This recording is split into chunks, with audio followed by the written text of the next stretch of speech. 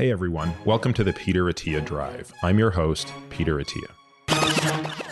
The drive is a result of my hunger for optimizing performance, health, longevity, critical thinking, along with a few other obsessions along the way. I've spent the last several years working with some of the most successful, top-performing individuals in the world, and this podcast is my attempt to synthesize what I've learned along the way to help you live a higher quality, more fulfilling life. If you enjoy this podcast, you can find more information on today's episode and other topics at peterattiamd.com.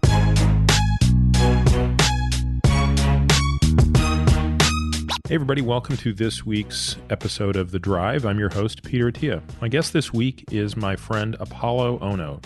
For those of you who might not recognize Apolo, which I would guess is not many of you, Apolo Ohno is an 8-time medalist in the Winter Olympics across 3 games, 2002, 2006, 2010, in short track speed skating, which is one of the most intense, crazy sports to watch. We're going to have lots of videos of it in the show notes. And if that weren't enough, he also went on to win Dancing with the Stars, which sadly we don't get into in this episode, though I wish we did because we were talking about it over dinner, and it's simply another manifestation of the type of drive and determination that he brought to his sport, he brought to that show as well. He has a really unique upbringing. He was raised by a single dad, and his father, who was an immigrant, played just an unbelievable role in his life through the good times and the bad, which I know might sound like a bit of a cliche, but the level and the detail at which we go into it in this podcast, I think is quite inspiring. There's no question that, at least in my mind, that had Apolo been raised by somebody other than his father, it's very hard to imagine he would have achieved the success that he has achieved. His father's role in his life has just been unbelievable. And I think that's a common theme we see in the people who are the greatest.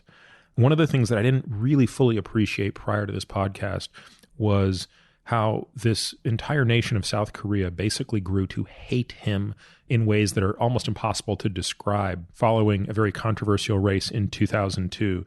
We go into that in great detail, so I'm not going to go into the whys and the whats now, but the story is incredible, both how he got to that point of being so despised by an entire nation and also how he basically went into the belly of the lion to confront this head on, and ultimately the finish to that story is as remarkable as how he got there.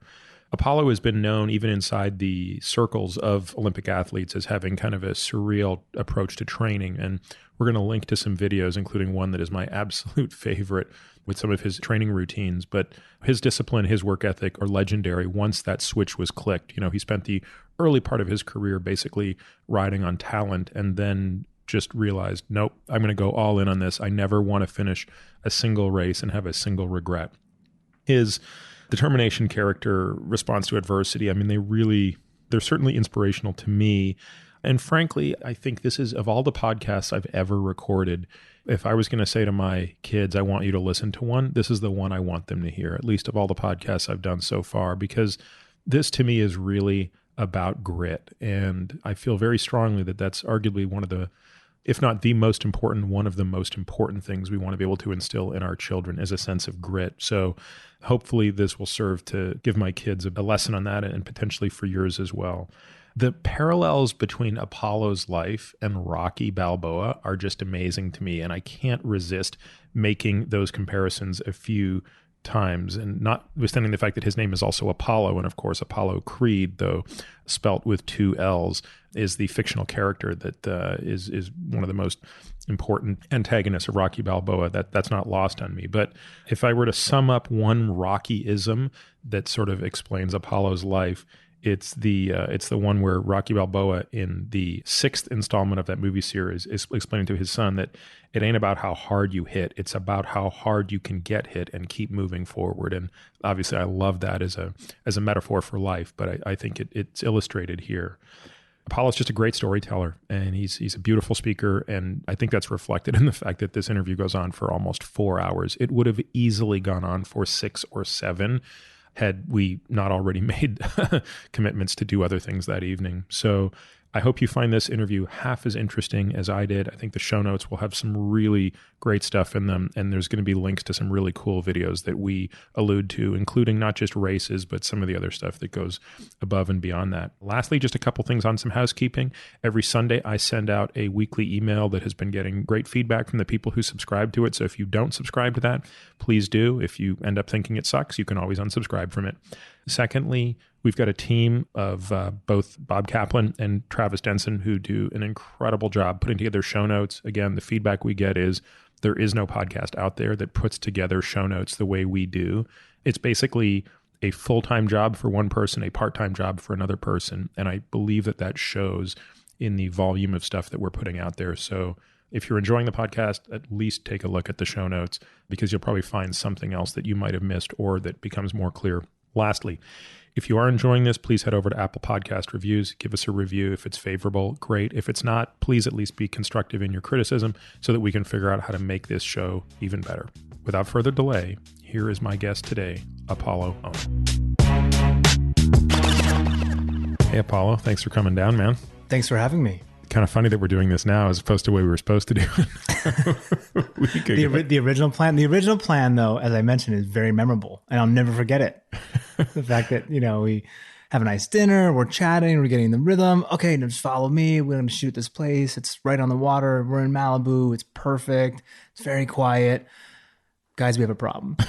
I don't have keys. I locked myself out. Yeah. The only saving grace is it could have been a lot worse if I'd killed myself or broken a bone hopping that fence to crawl around the back of the house to try to get in. That would have been... No, you seem pretty athletic. So I was like, oh, he's okay. If you were struggling over the first fence, I was like, okay, maybe I should give him a hand. But it was like, oh, he's got it. He's pretty good. Well, it was like, you held the light for me. It was awesome. Thank you. Yeah. Now on lighting and grip. Yeah. I'm the main act here. Yeah. I do the fence hopping. I do the wall scaling. But yeah, I need to get rid of that Ohno guy. His lighting skills are just below average. Bottom of the rung. So by the way, like all guests who come to my house, they have to drink Topo Chico. Is that your first Topo Chico? It was my first. It was nice. I love the glass bottle. I love the fact that you love it and you're so passionate. When you give it to me, it's like you're giving me keys to the house for the weekend. It's like, tell me how it is after you're finished. Well, I like the fact that only halfway through the first bottle, you asked for a second. So you've got that other one. It's nice. Yeah. It's a strangely addictive quality. Yeah. When I first got into it, it was out of control. I was like, why am I drinking 6 of these a day? It's become an expensive habit because they're hard to find. Well, man, there is so much I want to talk about, and I think we'll hopefully be able to get to much of it, though probably not all of it, just by the nature of the depth we'll probably go into on some stuff. But let's, for lack of a better plan or strategy, let's just go back to the beginning. So sure. You grew up in the Pacific Northwest, yeah? I grew up in the Pacific Northwest. I was a very high energy kid, one who was mischievous because I think just had tons of energy. My father was working most of the time to provide so that, we didn't struggle too much more than what we already did, which I didn't know at the time. And your dad grew up in Japan, came to the U.S. Do you remember how old he was? He said he's about 17 and a half years old when he came from Japan to, I think he landed actually in Oregon originally. And he just started his life. He didn't speak a word of English. He didn't really know anything about the American culture other than what was kind of fed to him when he was in Japan. The only focal point he said that he had was that he just needed to get outside of the protocol-like lifestyle that was existing within the Japanese culture. And I think that to him meant going to the place that was a complete 180, and that was the United States. So he left on his own at 17 and a half. He left on his own against my grandmother and grandfather's wishes, which they wanted him to go to school, study, eventually work for a university, and just kind of follow the same path that most, I think, Japanese follow, right? This is what you're supposed to do. This is what you will do. And this is what your life is going to be on a day-to-day basis. And something inside my dad just said, I don't want that. I don't want that type of future. And he came and he risked a lot, right? He didn't have any money. He just had, I think he had a camera in which he sold upon his arrival. And that's what he used to begin his life. So, I mean, I can't even imagine how difficult that must have been coming to the US, not speaking a word of English in a time where Japanese were not exactly the most accepted people in our country. And then trying, and he used to tell me like, he was like, oh, I was a bartender. I was like, how could you possibly be a bartender if you don't speak English? And my dad's like really short too. So I can only imagine what that looked like. And also the grief that he probably got from all the people who were ordering drinks that he would probably mess up. So he said that he like slammed his head against the door like many, many, many times to trying to figure it out. And he did. Yeah, it's not exactly a forgiving crowd, right? Like 6 drinks in, when someone gets their drink screwed up, they're less likely to be empathetic to the guy struggling. I'm sure it was really challenging. And then my dad, like weirdly, he said that he was studying, I think he was studying accounting. And then someone asked, or he was walking by, like one of the classes was hosting like a hair cutting competition. And that's when my dad said, oh, that looks interesting. I could use some extra money. Let me try that. So he entered the competition, essentially like gotten like 3rd place or something, like randomly, and then began his career to pursue being a hairstylist, which is really, really, if you knew my dad, it makes sense now. But even when I hear the story, nothing adds up. And he begins his life, and he actually was and started a pretty interesting career as a hairstylist, and more than a barber, I guess you could say. And was starting to travel the world, had some success. And he said that everything was changed, obviously, when I was born. And upon my arrival, both my father and my mom, I think they were obviously going through some conflicted times. And so they divorced. My father took full custody of me, and he didn't know how to raise a child. How old was your dad? Do you remember when you were born? I don't know, because my dad's telling me he's been 35 since I was born. So this is, which is kind of funny. That's a great anti-aging strategy. Yeah. And he looks great too. He looks not his age at all. So again, like my dad, his only context for raising a son was the fact that people would come into a salon, and that was his basis for conversation. Like, as your barber or your hairstylist, like that's your kind of personal psychologist if you've been seeing this person for like 10 plus years. So as he's going through this process of raising me, he's basically getting all these women who come into a salon like free parental guidance advice on a daily basis. And I think he started taking it. Because that is kind of unusual when a couple splits, that the father would take sole control. Do you know much about that in terms of, has your dad talked to you about? Because I remember, I know you've told me before that you don't really have contact with your mom. I mean, in fact, you've never had contact with your mom since she left, right? Correct. Essentially, what my dad says is I was the better suited to take care of you. And I also felt, even though I knew nothing about raising you, I would do, and I had the ability to do what it takes to raise you properly. At least that's what I thought. And at least provide some form of kind of security blanket for my one and only child. And that's exactly what he did. And so it is interesting. I never met my mom. Even when I have a conversation like with my girlfriend, she's like, haven't you ever wanted to just meet her? And it's really strange when I say it, but I never think about it, right? So I grew up in a single parent household. Everyone in my neighborhood pretty much was single parent household in some capacity, or they were raised by their grandmother or grandfather. I didn't grow up in a bad neighborhood by any means, but that just was very normal where I grew up. And so to me, I never thought about it, right? And I never understood what that was like having 2 parents, and I didn't know. And so my dad did an excellent job, obviously, raising me, but there was never an inclination or a want to actually meet her. And I think as I get older, there is more questions of, I'd like to know from her perspective what happened. And, I think we all have those kind of interesting thoughts and moments where we want to just divulge and just say like, man, like I'd like to know my other half, right? My mom was adopted, which I found out much later.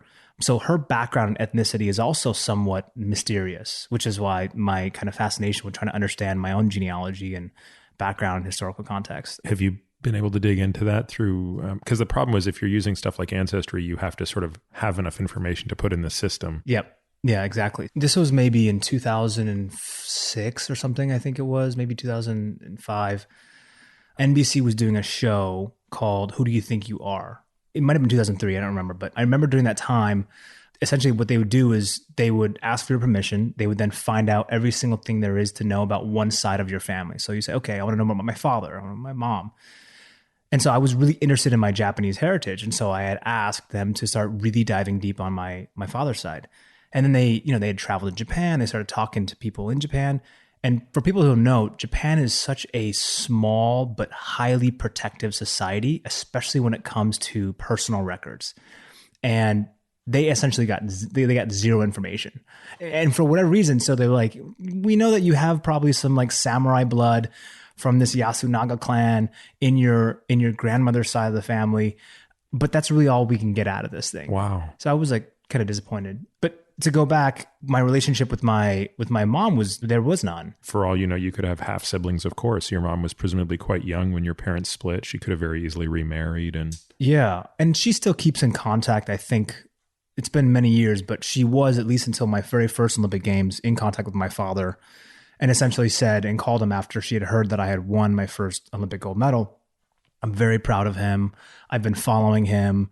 She lives in the Pacific Northwest region, so she obviously saw my face on newspapers and on television leading up to the Olympic Games. So I think she felt very proud, but she did mention one thing to my dad. She's like, I feel this point in the life, in both of our lives, I don't want to disrupt his path. Mm-hmm. And maybe when he's ready, he'll seek me out or something of that nature. And so that's kind of always been in the back of my head. I also have this like weird protective side of me because I have so much love and respect for my father in everything that he did. I don't want him to feel like he was less than if I go out and reach for my mom, right? I know it doesn't make sense. Do you think he would? No, I don't think so. But that was inside me for a long time. And so when you're raised single parent household, I think you're skewed in multiple ways. And they create little small micro traumas psychologically that maybe you don't recognize when you're younger, or you're missing some elements which makes you more dependent. Maybe you're more alpha, maybe you're less. I don't know what that is. But for sure, I was not the most equilibrium-based athlete in the world. And I think a lot of athletes are like that, right? I think there's always something that happens early stage. And for me, it was always like my father would always teach me that you can always be better, you can always be better, you can always be better. There's always another level to go to. Perfection is seemingly unattainable, but that's your goal. And you don't stop until you get there. And that was like so drilled into me psychologically from a young age. And it wasn't like super tiger dad, although thinking back, he did push me extensively. I didn't get that feeling when I was a kid, but it definitely taught me a lot about like my ultimate goal is to probably make him happy and have respect for what I'm doing. And also I want to achieve that perfection. And I never did. I have had races where I would call it the perfect race, but now when I look back, I'm like, I was far from it. Mm-hmm. Right. But I think that psychology it started from my father and watching him in his work ethic. And, I was always athletic as a kid growing up in Seattle, and I had been, I was a swimmer and I did track and field, and I wanted to play football. He said no. I wanted to box. He said no. I saw this crazy sport of short track speed skating. And I was actually, at the time I was swimming a lot, and my father wanted me to go to Stanford or Michigan full ride. That was his goal, right? And we were getting these like weird, like conversational, actual snail mail letters. I remember back then basically telling my father, if your son continues on this path of excellence in swimming, we would love to have a conversation about having him become accepted into this school. This was from Stanford. I forgot what year. What was your stroke? It was breaststroke and backstroke were my two. So I was 50 and 100 meter breaststroke. Do you remember what your best 100-yard breaststroke was? I don't remember, but I do remember my 50 meter backstroke. I broke like some 20-year state record at one time. And I remember because the guy who I broke at the time, he was like semi-coaching. And my coach at the time, Bill Christensen, brought me up there and he's like, oh, this is the kid who broke your 20-year record. And the guy's like, wow, I have no idea what even. Well, what's interesting is, usually backstrokers don't make good breaststrokers and vice versa, because backstroke and freestyle are long axis strokes, breaststroke and fly are short axis strokes. In your case, though, I can see there's an interesting thing, which is your legs are so freakishly strong. And those are the two leg-driven sports. So those are both what we would call rear-wheel drive sports versus front-wheel drive strokes. Yeah. So it's interesting to think that you would be perfectly suited to do that, which means you would have been probably a really good IMer as well. Yeah, I was decent, my 100-meter IM. I don't remember any of my times. Look, we're talking like when I was 12, 13 years old, right? So yeah, a lot can happen between then and college, but still, that there was something there. I want to go back to something you said a moment ago, right? Which was at a very young age, your dad sort of instilled in you this, I don't want to put words in your mouth. I don't think you said it as the need to be perfect, but a quest for perfection. Mm-hmm. I talk about this a lot with my daughter, which is this idea of mastery, which is this process of trying to master something that you'll never actually master, because that's technically not feasible, is the beauty. Like, that's the thing. And, books that have been written about, it's usually written about athletes, but I think it can apply to musicians or any number of other fields. They talk about the common bond that seems inherent to many of these people who have achieved greatness like you have, is this love of practice. Did you sense that early on? Did you enjoy the practice, or were you more task or goal oriented as far as the outcome? Early in my career, I would say that I didn't enjoy the process as much. It was based on sheer talent. And I'm talking from the age of 14 until I was probably about 17. And you started skating at what, 13? I started skating. I actually started really, really skating at 12. Mm-hmm. I started really training at the age of 14. So you started swimming what, like as a 5, 6-year-old? About 8. Swam locally in, local competitions and state competitions. And then when I saw the sport of short track speed skating in 1992 and then again in 1994, that's when I said, wow, this is an amazing sport. I used to inline and quad skate like on the side at the nearby local skating rink. I feel like I could do that. That seems pretty easy. It also looks ridiculous, right? These guys are wearing these, when you're like 11, 12 years old and you see these guys skate, it looks fake. And then when my father drove me north to Vancouver, BC, and I saw it live, because the Canadians, they obviously love winter sports.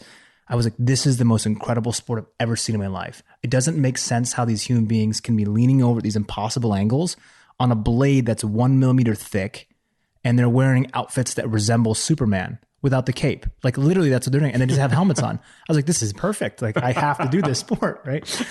Superman without the cape. Yeah. Now that I think about it, there's, we'll like come flying back. around this I ice was going to rink. say, like, why don't they just have the capes on? It would be so much cooler. Yeah. That'd be cool, actually. Yeah. Well, I want to come back to the evolution, but let's pause for a moment and have you explain the difference between short track, long track, inline, all of these different types of skating. Sure. So inline skating is predominantly done outdoors, and they skate and they have competitions all around the world. Now they have velodrome-like competitions, but so if you've ever seen a velodrome track for track cycling, inside of that is a warm-up area. That's where inline speed skating competitions are being held in places like Bogota, Colombia, which is, by the way, Colombia is huge into inline skating. I don't know why or how, but it's been huge there. And so growing up in the Pacific Northwest and having rain be a very big part of our culture, I did indoor skating. So think of your imaginary like roller rink, and you have 4 pylons, right? One for each corner.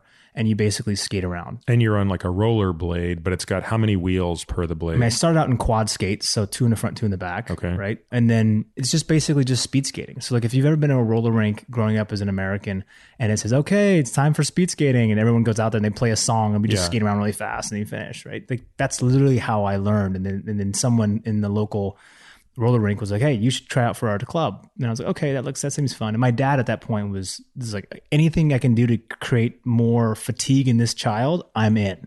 Like, I just want to get him exhausted. Because your dad is working nonstop. He's working all day long. He comes home, he's exhausted. And I'm like this kid who's just completely berserk, out of control. Like I never get tired. I could just run and run and run and run and just insatiable appetite for everything. Were you getting into trouble at all? Absolutely. Absolutely. I was very mischievous, and environment has a lot to do with that. But for whatever reason, I excelled pretty early in some gifted programs when I was a child. And my dad was very much a proponent of pushing education and cramming it down my throat and being like, look, take this test until you pass it, basically. How did your dad have the time to even oversee how you were doing in school and overseeing your, looking over your shoulder while you're trying to get your homework done? Like how did you ever reflect back on what that even meant? I mean, I don't think he really could, right? I think he did what he could. I mean, I most of my childhood was spent, my father was not there during the day. So I would go to school on my own. I would come back on my own. And then until he came home, and I can, come back from school at 3 p.m. or something like that, until 7, 8 p.m., sometimes 9, 10 p.m., he's not there. And I'm alone in the house. I have to cook for myself, and clean for myself. 8, 9 years old? Yeah, very, very young. So at a very early age, I was very independent on just relying on myself to kind of succeed. I didn't think anything of it at the time. Like I was this latchkey kid, right? I had no idea.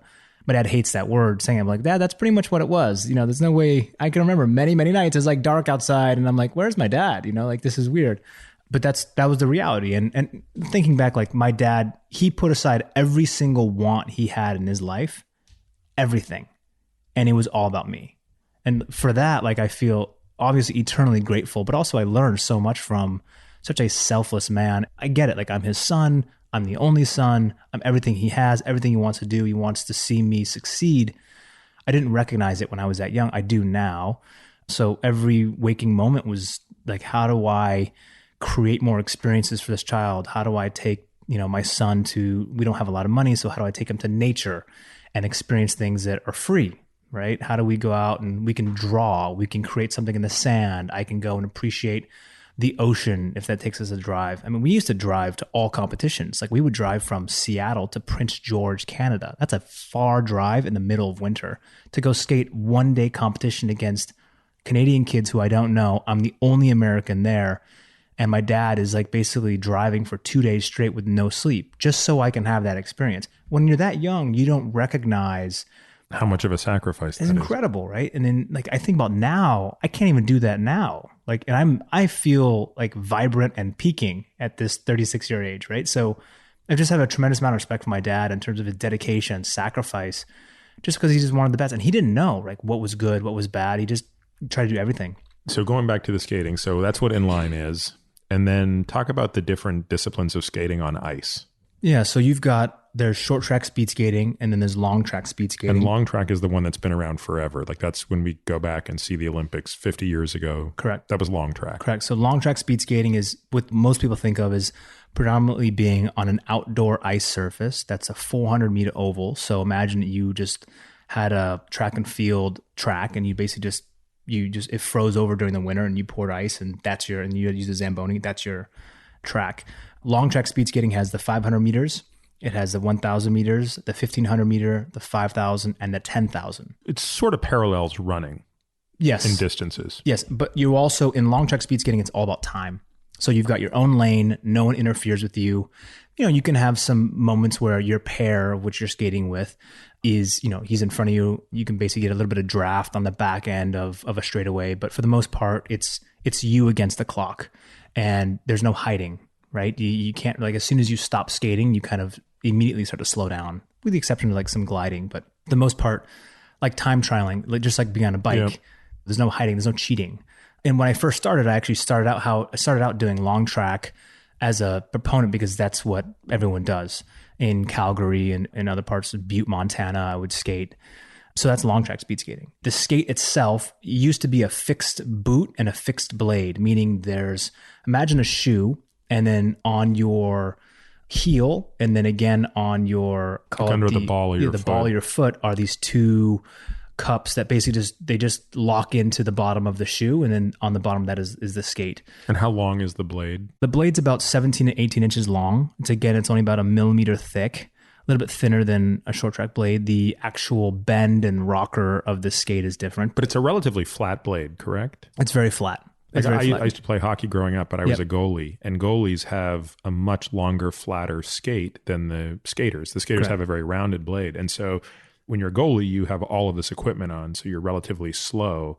But in a straightaway, a goalie, even with all his equipment, can generally skate pretty fast, even relative to the regular skater, just because you have more blade on the ice. So I'm assuming, I don't know how many inches it is, but it's obviously much shorter than what you're describing. So when you have 17, 18 inches of surface on that ice, that's a ton of contact, right? A ton of contact, but it's only in between the two cups at any moment, and even shorter actually of the time of which your blade is touching the ice. We can get into those kind of details indifferently, but that's long track speed skating. They then evolved to a clap skate, which means that the rear heel of the blade was hinged. Detaches, yeah. And it detaches so that when you push, the blade actually still stays on the ice as a full push. As the heel comes off. So you get like a 5 to 15% additional advantage every single time you push. And I watched that phenomenon come on. How much of an impact did that have on times? It changed everything. It changed who was good. It changed who wasn't good. It changed which countries were really strong for a period of time because people couldn't understand how to skate in a clap skate mechanism because the technique is so much different.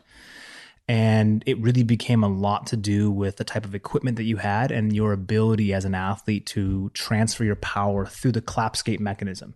You could be the world's greatest on a fixed skate mechanism, go to the clap skate and not even make the top 20.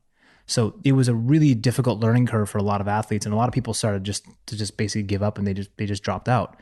What year did that transition take place? This was 1995. When we really started to see it. 95, 96, and 97 was when that was the peak years of the clap skate really changing. What drove that technological change? Was there some whispering that, this is politically motivated to change the power structure within the sport? And because which countries prior to the 90s were the most dominant in long track? Well, I would say with the exception of the Americans, right? It's always been the Europeans were always the best. A couple of Japanese, but for the most part, it was always the Europeans, meaning the Netherlands, some of the Germans, and some of the Russians. Though Eric Heiden in 1980, has anyone ever matched that feat? No one has ever matched that feat. I don't think everyone ever will match that feat. And that feat again was he won 5 golds. He won the 500, the 1,000. He won all the distances in one Olympic Games, which is, it would be like Usain Bolt. No, it's yeah. There's no way to explain that. I mean, the closest thing to that I would see in recent times is Katie Ledecky winning the 200, the 400, the 800 in the Olympics. If there were a 1500, which there is in the Worlds, but not in the Olympics, don't get me started on that, she would have won that as well. Right. But you're right. I mean, it's sort of like Prefontaine at one point holding the American record in everything from, I think, the 1500 to the 10K. Then, of course, to win the gold in all of those is...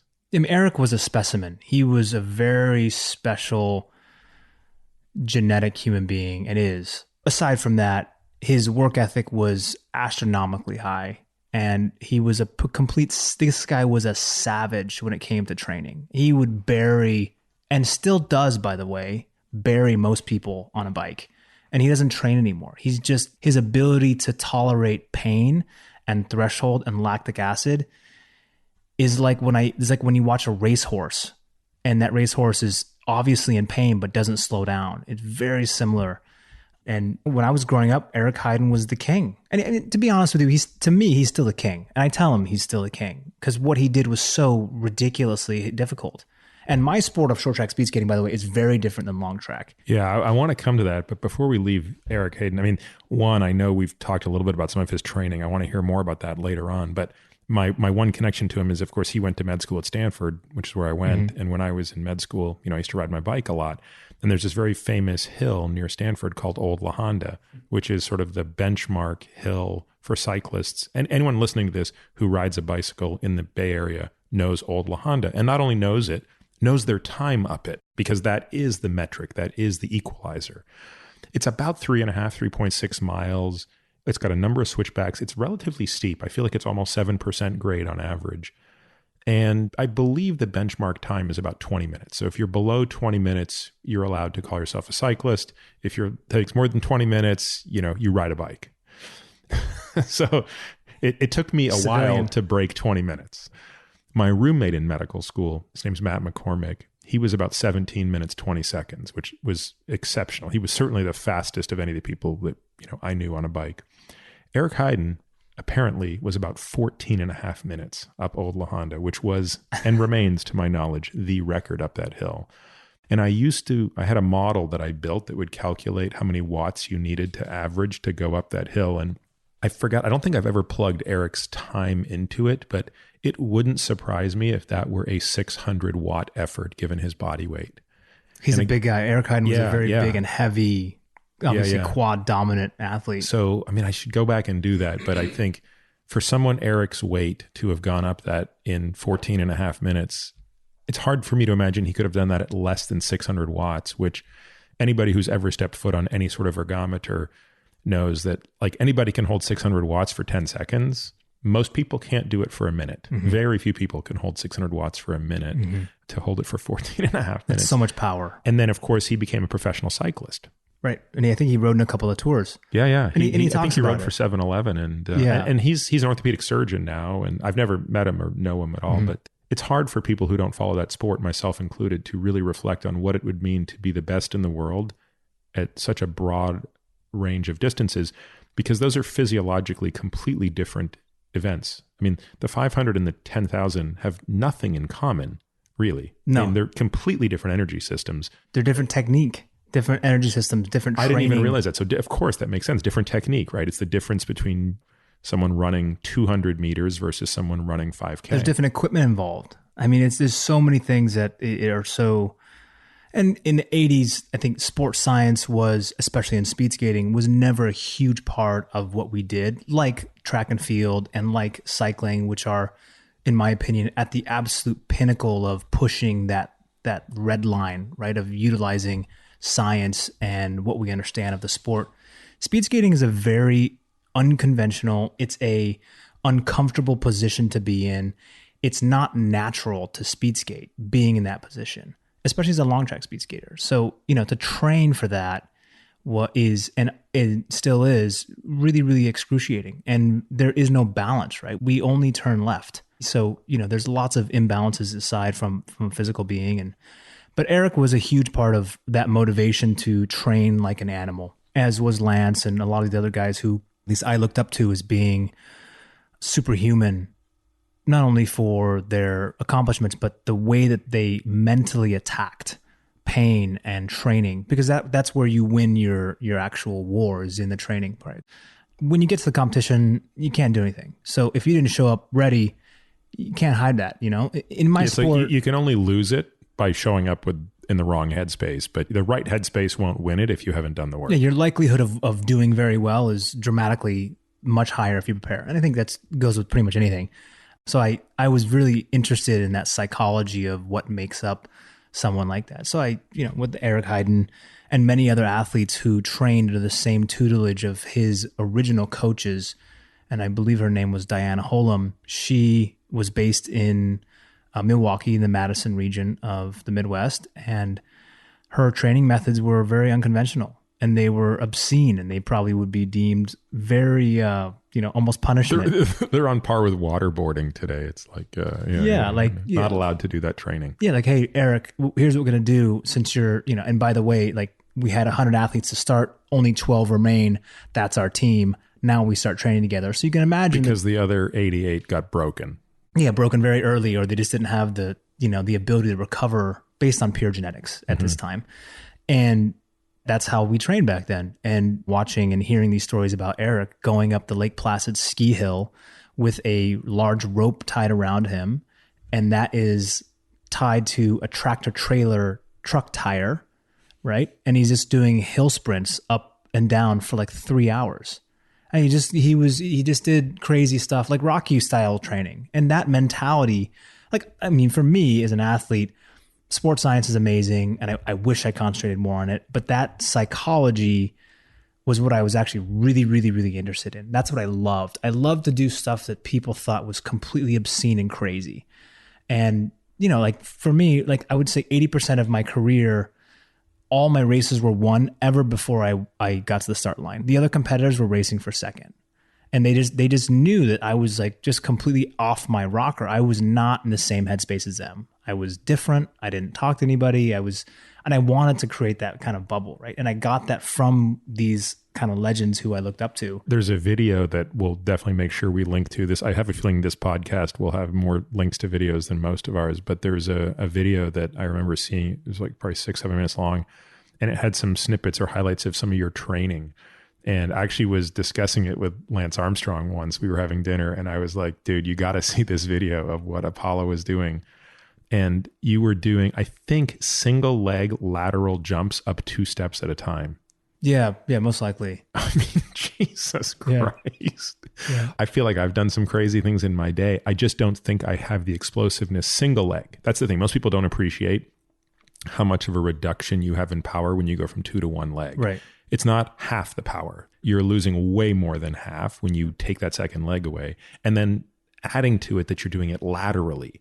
Yeah. It's, and I remember in the video, it says, awesome. This is basically a 48-minute set. Yeah. That was probably following like an ice session. Yes, it was. A 2.5 hour ice session. That's we would do those. I mean, how often does someone get injured doing that? Because the thing that struck me is look, you can be the best stud in the world. You can have the toughest head in the world, but at some level, your ankle's going to catch on that stair and you're going to fall over laterally. You're always just 1 millimeter away from breaking your ankle. You're looking at me like, no, that would never happen. Yeah, never thought about that. Never saw it. Never thought about it. Definitely the risk is there. But then again, in short track speed skating, we skate together every day, sometimes twice a day for 4 to 6 hours a day. And we're inches from each other. And that blade is literally this close to my face. Now, if this blade gets this close to my face, it's going to slice my face off. Just for reference, that's that's 12 inches from your face is where you're putting that blade. Every day, every crossover, every lap. Is that why you have such a smooth shave? The sport was very dangerous. And I used to do really dumb stuff. Like we would have, at one point, in the ISU, the International Skating Union, implemented a rule that you had to have a neck guard to protect your neck, and all major arteries on the body needed to be covered with a cut-proof material like Kevlar. And so everyone was wearing these cut-proof material inside of the skin suit. So it was basically sewn into the skin suit, the racing suit. And I hated the feeling of the Kevlar because it didn't stretch. I used to cut mine out. So I would race, it's completely legal, right? But I used to cut mine out and I used to race, we call it racing naked, right? So you'd race naked. So if I fall with another skater, the likelihood of me getting cut is like 80%. Wow. And you're done. Like that's one time you're done. But when you're young and you're dumb, I did many, many dumb things like that. But now they actually check before you get on the ice. They see if you've altered the skin suit. So what year was short track a demonstration sport? Was it 92? 88 in Calgary. 88. Okay. And so what was the impetus for creating this new sport? I'm not sure because the sport actually has been around for a long time. And people used to do short track speed skating outdoor in New York City, I think in the 60s. I see. So it was just one of those things where the sport had been around forever and it was like, now we're just going to bring it to the Olympic level. Yeah. And you go from long track speed skating, which is all about time. It's imagine like you're watching a track and field race, but no one can ever go outside their lane. We see that in 100 meters, but imagine like a mile. You can't move. This is the lane you're given, and there's only 2 people on the track at a time, and everyone basically does time trials. So that was like not that interesting to me. And also, I just like the fact of racing was so much more. It was just more intimate, right? And it was psychologically a huge part of what I wanted to race against other athletes and outsmart or out-strategize them. And I like that moment of risk. And so short track speed skating is very different than long track speed skating. So you go from a 400-meter oval outdoor to, and long track is also indoor, but to a Olympic-sized hockey rink. And the track is 111 meters around. At the inside, at the tightest perimeter. Right. That's the actual track size. And you've got, instead of just 2 people on the track at a time going for against the clock, you've got 5 to 6, sometimes 7 to 8 skaters on the start line at once, all racing and jockeying for position and drafting each other and passing on the inside and outside and grabbing each other, bumping, making mistakes, and leaning over these angles. Because it's such a tightly held oval inside, our skates are set up differently. We don't have a clap skate. It's a fixed skate. We tried using clap skates in 1997 and 1998, but the sport is too dynamic and there's too much weight transfer from the ball of the foot to the heel of the foot, where, sometimes I would lean so far forward on the ball of my foot when I'm coming out of a corner, my heel would lift off using a clap skate. And so it was just very, very dangerous. You couldn't use that now. I mean, short track speed skating is one that the blades are so offset. So imagine this is my skate. Instead of having the blade right in the middle, the blade is actually way over here on the left side, on both the left skate. Because you're always going left. Because you're always going left and you're leaning over so much at these angles that you need to have that additional offset to make sure that you can still have enough pressure on that leg and also be able to maneuver it properly. So, wow, I never even realized that in watching that your blades were not symmetric on the bottom of the boot. So they're not even straight. They're actually even sometimes tilted depending on what you like as a skater and your technical. And you as the skater have some say in that degree of tilt? You have all the say. So your control over your equipment is the one thing that is a huge part of short track speed skating, that if you don't short track speed skate, which I'm assuming no one on this listening to the podcast does, it's such a huge part of the sport. It would be the difference between me feeling like I could never lose and me feeling like I'm not going to make it into the quarterfinal. Like if my equipment feels that far off, you just feel like you lost all your power. Maybe I can use another example. So imagine you're a boxer and you've got boxing gloves that weigh, 2 pounds each. And then imagine the next time you put the boxing gloves on, they're now 10 pounds each. That's what it feels like, how much different it feels like as an athlete when your equipment is not dialed in. And there's small things like the ice temperature, the grip of the ice, meaning like your perfect body weight and the amount of power that you typically generate in the corner. And they wet the ice, don't they, to give you guys more grip? Yeah, because the angles you're at are ridiculous. We pour actually hot water in the corners of both sides of the track. And we're actually skating on top of the water. We're actually not digging in the ice. If you slow it down. So what's giving you the grip if you're not digging into the ice? You technically are, but most of the time you're on top of the water. So the grip is a combination of both the way that our blades are set up. There's such a hardcore bend in the blade that when you lean over on that 1.1 millimeter piece of metal, the blade will flex to a certain degree, and some of that bend comes out. And what's remaining is still a curve that allows you to hook yourself around that corner. Ah, I see. Wow. So if you laid that blade in its maximally flexed position on a flat surface from end to end, could you put like a dime underneath it? Does it have that much bend or curvature in it? Not a dime, but you can see it. So like if I had my blade here, I should have brought my skate and I didn't put any pressure on the blade and I just laid it down, moved it over. The only ends of the blade will be touching. The middle part in between the two cups, which I mentioned, which was the ball and the heel, that whole area doesn't touch the ice until I put a lot of pressure. And then the ends no longer touch and the middle touches. So it's we bend our own skates, we rocker our own skates. It's very, it's very technical. We use a radius machine, which measures 1/1000th of a hair in between these two areas, which is about, I think it's about like 4.5 inches across the blade. And we mark it. And so you're born in what, 82. 82. So when you're 10 years old, this is a demonstration sport in the Olympics. So by the time you're 13, it's about ready to become a full-fledged Olympic sport. Yep. And it's in the crosshairs now for you, which is it's a sport that you're passionate about. Your dad's like, fine, let's let him do this because it's better than him getting a concussion every day. When you started, I'm just guessing you were quite naturally talented to begin with, because you alluded to it earlier that you didn't really start training until you were 14. So there was this year when you were just getting by on talent. Yeah, actually further than that. So, from 12 till 14, my father took me around to small local speed skating competitions, and I was winning most of them, even the ones internationally, which I say internationally, meaning just going to Canada. And I wasn't getting any competition in the States. I was getting all of my challenge from racing against other athletes inside Canada. And I had beaten pretty much anyone west of Toronto.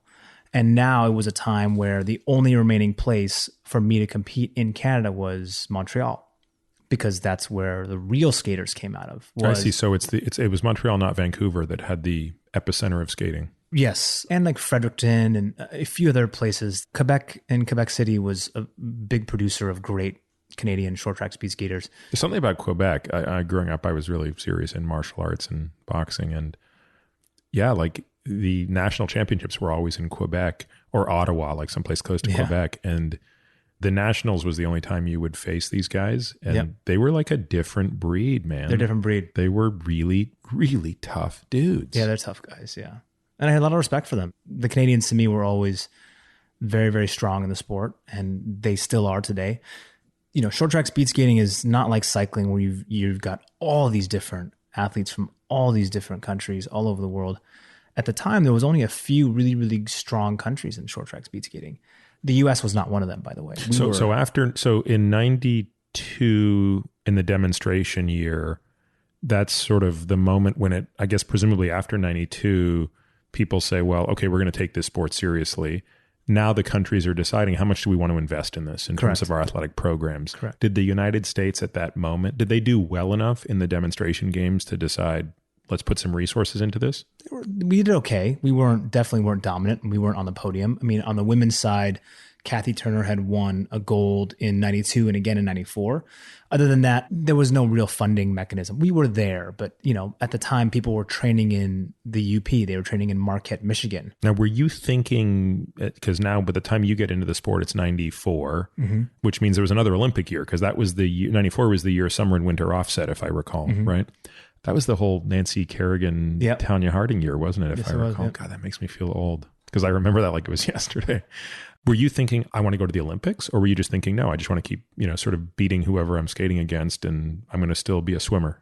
I knew that I didn't want to swim. I see. Okay. Yeah, it was around that time period. So you're kissing Stanford and Michigan goodbye. I knew at that time that those were not in my path.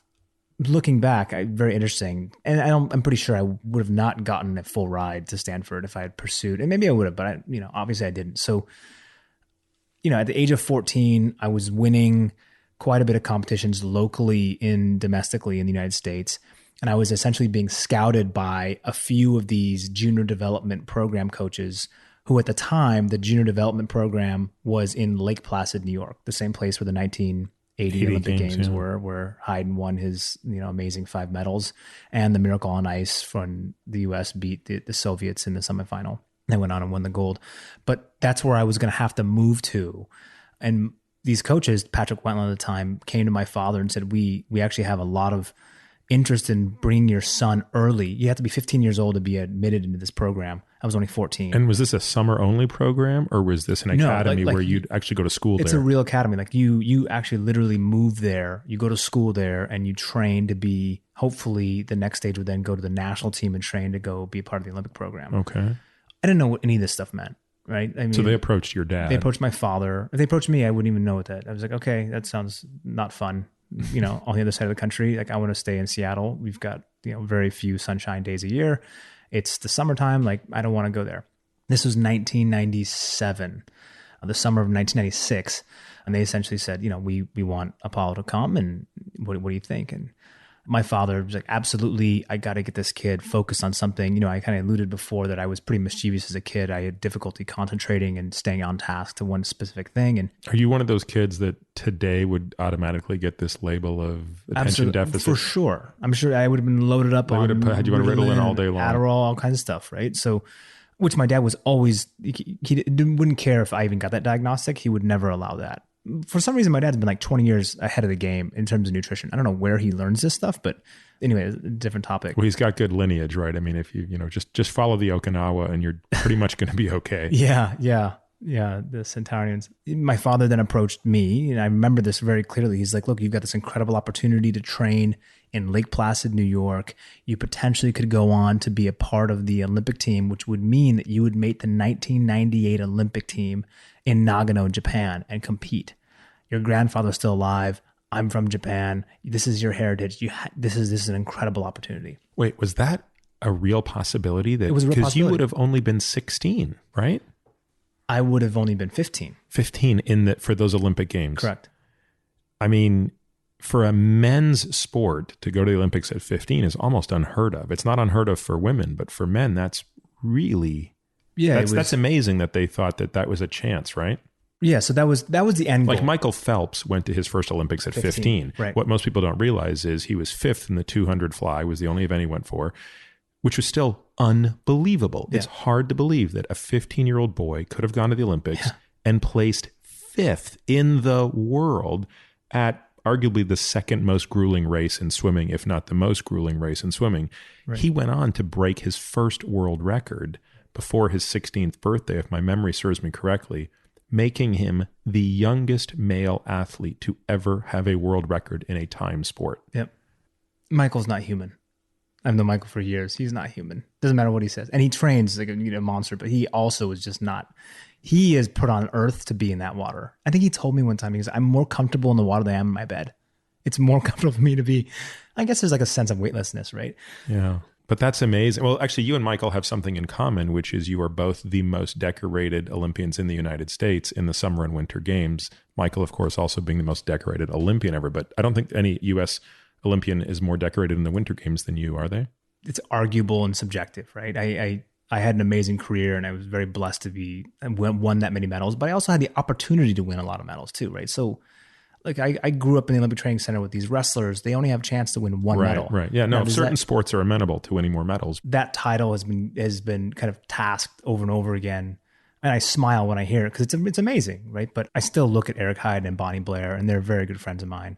And I still consider them to be like, really on top of the podium. So it's summer of 96. You're basically being brought in 18 months before what could be your first Olympics. Correct. So it is the summer of 96, opportunity to move to be part of the junior development program. My father says, you got to do this.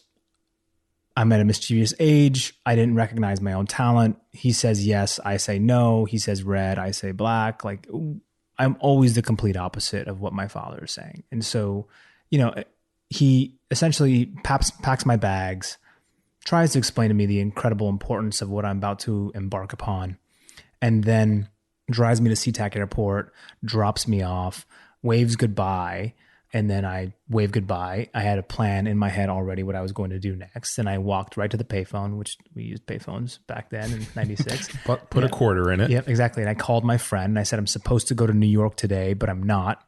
Come pick me up from the airport. And then for the next, like, I would say 8 days, I was bouncing around from almost like 11 days actually, bouncing around from house to house, all while my father believes that I'm still in Lake Placid, but I'm so angry I never called him.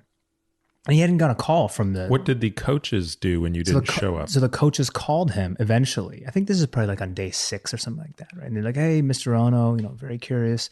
The offer is still wide open. We just never heard from you. Or, do you have plans on still attending? And my dad's like, oh my God, you lost my son. And, all these things. And he figures out somehow which house I was at, picks me up. He's very angry, obviously, because essentially I was running away as a kid. And, my dad has got this like sense of wisdom, and he's noticing these like small little habits that I had been doing as a child that he really, really tried to train out of me. And he thought that by placing me in this kind of single discipline sport of going in circles would do a lot psychologically from a beneficial perspective. I didn't know anything about that at the time. All I knew is I didn't want to go there. Why do you think you didn't want to go? I mean, you had been successful. Yeah. Do you think on some level you were afraid of going and finding out you might not be as good as you thought you could be? I don't even think I got that deep. I think it was just, I literally didn't want to go. I wanted to hang out with my friends in the Seattle area.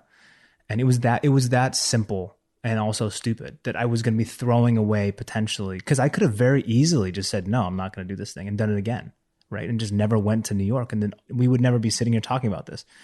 So credit again my father, who the second time he comes and takes me to the airport, gets on the plane. And with the second time, meaning it's still the summer of 96. It's just like a couple of weeks later. 2 weeks later. So first of all, I mean, that's pretty interesting that the coaches there didn't say, well, forget this kid. Like, he just failed the test, right? Like, the test was, do you have the mental fortitude to even show up on day one? The coaches were like, we have to have this kid. Okay. This kid is going to make US speed skating like amazing. Those are not my words. These are things that they're trying to tell my dad, which he tried to kind of tell me to me. But, when you're 14 and you don't agree with anything your father says, it doesn't make any sense. And so again, this time he accompanies you there. Oh, he makes sure. So he flies to Albany, New York. We take the drive to Lake Placid. He gets out of the car. He shakes Patrick Wetland's hand, says, good luck. And he turns around and goes home, and Patrick Wetland's like, oh shit. Like, I got this Calvin and Hobbes character in my life. I don't need this kind of heat. And, but Patrick actually turned out to be an incredible coach and mentor and guide. Do you remember that first night? It was just so awkward and weird. I'm a 14-year-old kid. I'm living now in a dormitory. I've got roommates from parts of the country I've never heard of or recognized. And they're all short track skaters, or it's short, long skiers? There's both. Okay. In the junior Olympic program, in the Lake Placid Olympic Training Center, you've got luge, you've got bobsled, you've got cross country, you've got the ski jumping guys, you've got long and short track speed skating, and you've got all the biathletes, and you've got everyone there from the winter regions, because Lake Placid's very cold in the winter. Mm. And so I'm a complete fish out of water. I look different. I talk different. I wear different types of clothes. I listen to different types of music. I can't relate to anybody. And I hated it there the first 7 days. I remember this very viscerally. I really, really, every day would call my dad and be like, I hate it. This place is not for me. And my dad's like, just, you got to give it 30 days. You have to be there for a month. Just give it time. And prior to going, had you done much in the way of off-ice training? Like, you and I have talked, and we're going to talk later today about some of your legendary workouts in the weight room. Had you discovered that yet? Or were you mostly an on-ice guy and not doing a lot of dry land? I mean, my dad would take me, when I was a quad and inline skater, my dad would wake me up really, really early in the morning before he went to work, and he would make me go to the park and skate. So the Tiger Dad, or whatever you want to call it, that was very much, and I hated it, by the way. It was horrible. I hated it so much. I told my dad I want to quit one time, because he was like, oh, you want to quit? Okay, tell me that you really, really want to quit. And for him, it was never about me actually becoming the best. I don't think that actually was ever part of his goal and life plan. His plan was to instill these mental strengths within me that never allowed me to quit what I was doing, to develop the capacity to understand what it was like to truly leave no stones unturned during the preparation. And it's a very Japanese in his way, right? Like, okay, you want to do this one thing, then everything you do is dedicated towards being incredible. And, like, think about this. The Japanese sushi masters, right? They have 7 years before they're ever allowed to touch the fish. They're just making rice every day. dude, I would blow my brains out month 2. Like I could not deal with that, right? Like you're telling me I'm an amazing sushi chef. Like what happens if you're just really, really good and you're talented? Nope. You can't break the rules. It's going to take you 7 years of touching this rice and making it perfect before you're allowed to touch the fish. So like that kind of mentality of like this ever going method of trying to become perfect. And my dad left Japan, so he didn't want to do that, but I think he couldn't help himself. That's just a part of... Well, I mean, my guess is he realized that maybe at its most extreme end, it wasn't what was right for him, but I suspect he realized that there were elements of that were beautiful, that were important, and that he was succeeding as a result of. I suspect he wanted you to have some elements of that discipline, and that, again, passion might be overly simplistic, but the ability to stay on that thread and master something, which is interesting, right? Because look, like all parents, he wanted the best for you. He, at this point, you're 14. Even maybe he couldn't have imagined you'd go on to be what you did, but it was like, look, this kid's going to go to college, and whatever he's learning here, this grit will translate over to that next phase of his life. And maybe he didn't really know and had a master plan. I think he did. And I think he'll tell you that he did, but it wasn't exactly graphed out. Like this is the recipe for having success and being a successful father, which I consider my father to be, but it was tough, right? I mean, you imagine I'm really, really, really young and I'm being forced at waking up at like 6 or 5 in the morning to go skate outside in a, well, that's right. In a If I'm doing the math right, you're 14. You're a year younger than the normal entry to this program, right? Yep. That started. And when I arrived in Lake Placid and I was going through the process of understanding, like if I even like the sport, like I'm probably like on week number 2 or 3, I started to recognize like, wow, I feel a lot of freedom here. Like my dad's not here. The only kind of authority figure I have is my coach, who is really, really easy, but also I respect because he's figured out a way to talk to me in a way that speaks to me. Is he kind of your first real coach? He's my first real coach. So all of the previous year and a half or 2 years, you were... It's my dad.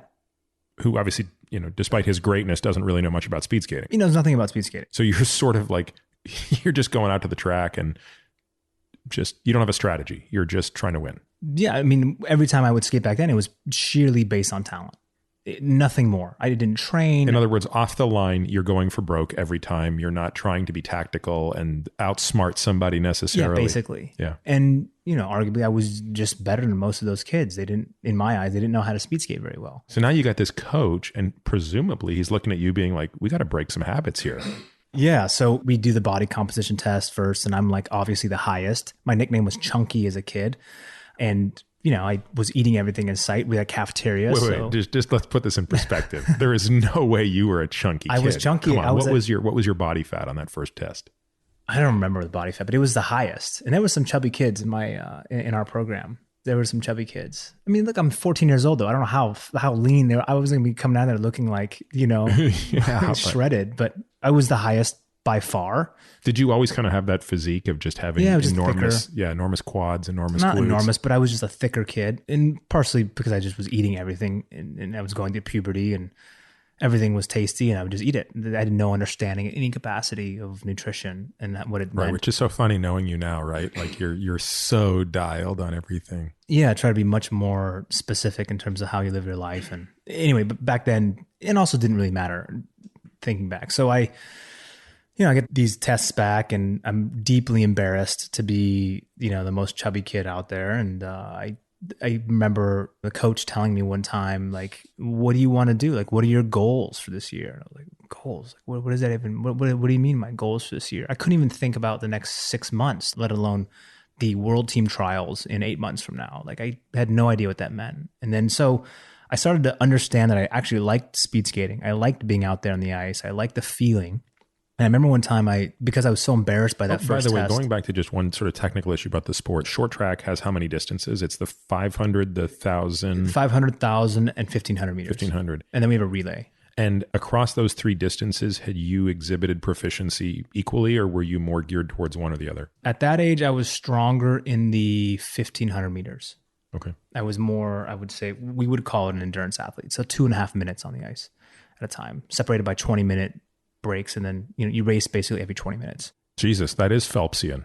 Yeah, it's Like there were races, I think, in the Olympics where Michael would have 17 minutes between a heat and a final or something, which yeah. it just seems impossible to imagine. Yeah, your recovery has to be very, very high. And that's why most athletes in short track speed skating, even to this day, they train for all the distances. They train for the 500, which is the pure sprint, 40 seconds. They train for the 1500 meters, which is 2.5 minutes. And they even train for the 3000 meters, which is only held at the World Championships, which is like, 4.5 minutes. So going back to my story, I was so embarrassed by this body composition test that I sat down with Patrick Wentons and I asked him, is it possible that I can become too good too early? And he's looking at me. I remember looking at me like, what the hell is this kid talking about? Like, no, that's why you're here, right? And he's like, no. And I was like, what happens if you burn out? He's like, you only burn out if you don't like the sport anymore, if we train you too hard. And it's not going to be the latter.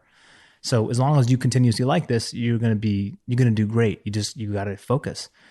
And that began my kind of understanding of, if I really concentrate on this and I really care about the outcome, I was able to achieve really, really interesting results. And I went to the junior trials, which means you make the junior world team. And I was supposed to make that team and I didn't. I got third. So it's like swimming where the top two make it? Correct. Okay. And I remember going back home and being so pissed that I didn't make that team that I just started actually really attacking the weight room. Was that kind of your first big loss? Was that the first time you were surprised at an outcome? It was the first time that in short track speed skating that I was supposed to make a team, but I didn't. And I just remember that feeling it was so like itchy. It's like the itch that you can't scratch and it's there every day, every second of the hour. Do you remember that race? What happened? You raced a multitude of different distances, but it was a combination of I wasn't good enough and I wasn't racing properly. I shouldn't have made that team. So you sort of reached your limit of natural talent. At that age, yep. Yeah. That was a time where if I wanted to make significant changes, I'd have to really concentrate both technically and also on the physiology of training to be a short track athlete. And I started attacking the weight room. And that was the only way that I knew how to exert like this. I'm going through puberty as a kid. I've got all this testosterone. I'm genetically gifted for the sport. I just have to put it to work. And so that was the one major difference is I just remember just basically putting more plates on the squat rack at the age of 14. And it was very easy. And I noticed, I remember a week would go by and my strength would increase by 30%. It was just compounding, boom, boom. Every single week I was just getting stronger and stronger and stronger. And when I arrived in the world team trials in 96 to make the 1997 world team, I ended up actually winning the competition, which for the viewers who don't understand, that's I was 14 years old racing against guys who were grown men. Yeah, so this isn't junior worlds. No, this is to everybody. Make the team to go to the worlds to represent the U.S. This correct. is, and again, for most people who don't follow Olympic sports outside of Olympic years, you sort of have an Olympics 3 out of 4 years because you've got Olympics or worlds. You actually compete every single year. Yeah, exactly. So we've got World Cups, we've got World Championships, and that's what we're doing. Every single, we're not working at Home Depot and just having fun. So you made the team for, this is 97 to go to the World. So this is the team. This is now means you're an odds on favorite to go to the Olympics in 98. Absolutely. I mean, I dominated those trials. What did you do at the Worlds that year? I think I got 19th in the world, I think. And I remember that I had never skated against the Chinese or the Koreans. I only skated against Canadians and Americans at the time. So you hadn't even skated against Europeans. I skated against no one other than those two countries. And, when you talk about Canadians, I probably skated against really only 10 guys from Canada who were semi-competitive with me. So when I went to the World Championships, the first thing I noticed was the track pattern in which these athletes were skating were so vastly different. And that's when this light bulb came on my head and I was like, oh my God, the US is so far behind. We are skating the wrong way. Everyone is basically, when they exit the corner, they're hugging the blocks. And they're basically creating the smallest distance possible to protect their inside lane and position. And I was way out by the boards. So you're taking a faster turn, but going a greater distance. Right. You're basically creating more pressure on your legs, but you're being more protected. So it's also, I just noticed the strategy was so much more important in international competitions. And I felt like we were skating two different races. And, I performed, pretty poorly because it's my first World Championships, but that's when I saw this is the big leagues. These are the guys who are really training to win medals. These are the Koreans, these are the Chinese, these are the Canadians, these is the real national teams. These guys, this is all they care about. This is all they do on a day-to-day basis. And it was a huge difference between racing domestically at the world trials level in the US versus internationally. Once you actually go. And that's when I was like, wow, I have to, if I want to remain competitive, like I felt so far away at that time. Were you discouraged? I mean, it sounds like a silly question to be 19th, but did you actually expect to go there and win? Or did you expect to do better than 19th? No, I didn't have any expectations, to be honest with you. I didn't know what to expect. What I did understand was, again, this is 97. So this is pre-Olympic year, which means we were having the world championships in Nagano, Japan, because they usually want to have a test event to make sure the venue works properly. So you can imagine all of the Japanese that are there, right? My father's there, my grandparents are there. I mean, it's a full arena with 20,000 people in that arena. I'm 14 years old. I've never skated in front of more than like 1,000 people in my life, let alone this many people. And I just remember the roar was so deafening. And I just was like, man, this feeling is so addictive. And looking at like all the other athletes in their like colorful skin suits, and the Koreans, and they skated so differently than we did. The Chinese had their own style of skating, the Canadians, the Italians. And I was like, man, this is crazy. Like I can't believe that I'm here. And I finished that competition. I very much realized and recognized that the Koreans, in my view, were significantly better than everyone else. Technically, the way they raced, the way that they carried themselves on and off the ice was very, very unique at the time. And, I came home from those world championships with an incredible experience. I mean, mentally and psychologically. And then unfortunately, instead of spending, this is now 97, the summer. So I'm going into quasi. The trials for the Olympics are going to be in February of 98. The trials are in December. Okay. I come home in March of 97. Yeah. So you've got basically 8 months till the trials. So I've got 3.5 to 4 months until I go back into the national team program. Now, before I was in the junior team program training in Lake Placid, I would be relocated to Colorado Springs, the official Olympic training center of the United States. And this is where all of the guys who I just beaten, a month before, this is where everyone's going to be housed and trained. 80% of the guys. Some guys had their own personal coaches in Saratoga Springs and other areas, but most of the team was training in one location. And, if you have 12 people there, only 5 are selected to the team. 1 is an alternate, 4 skate the relay. The top 2 from each distance skate individually at the games with an opportunity to win a medal. None of this makes any sense to me still, okay? Even though I had just won, and even though I had done very, very well, I come back from that competition and I go back to Seattle, and instead of training, my food choices were like basically Taco Bell, pizza, and zero athletic activity. I'm talking. Wait. Why? I don't think that I truly understood the importance of the off-ice training mechanism and off-season training. I thought this was the break that you're supposed to take. And my dad's like, I'm pretty sure you're supposed to be working out. I was like, whatever. I just, tell him I did. And I didn't. And I fell back into the same negative habit of hanging out with the same kind of crowd and individuals who that's what my dad wanted me to get away from. And now what I was doing, I'm getting older, I'm more crafty, I've got experiences under my belt, and I'm just doing it on my own. And finally, when I get back to Colorado Springs, And you head back at the end of the summer or the beginning of the summer now? This is the end of the summer. So end of the summer, 98. So you're like 4 months from trials. More, like maybe like 5.5 months from trials. And so now I'm in a position where I've gained like all this. I think I gained like 20 pounds or something crazy from when they saw me the last time.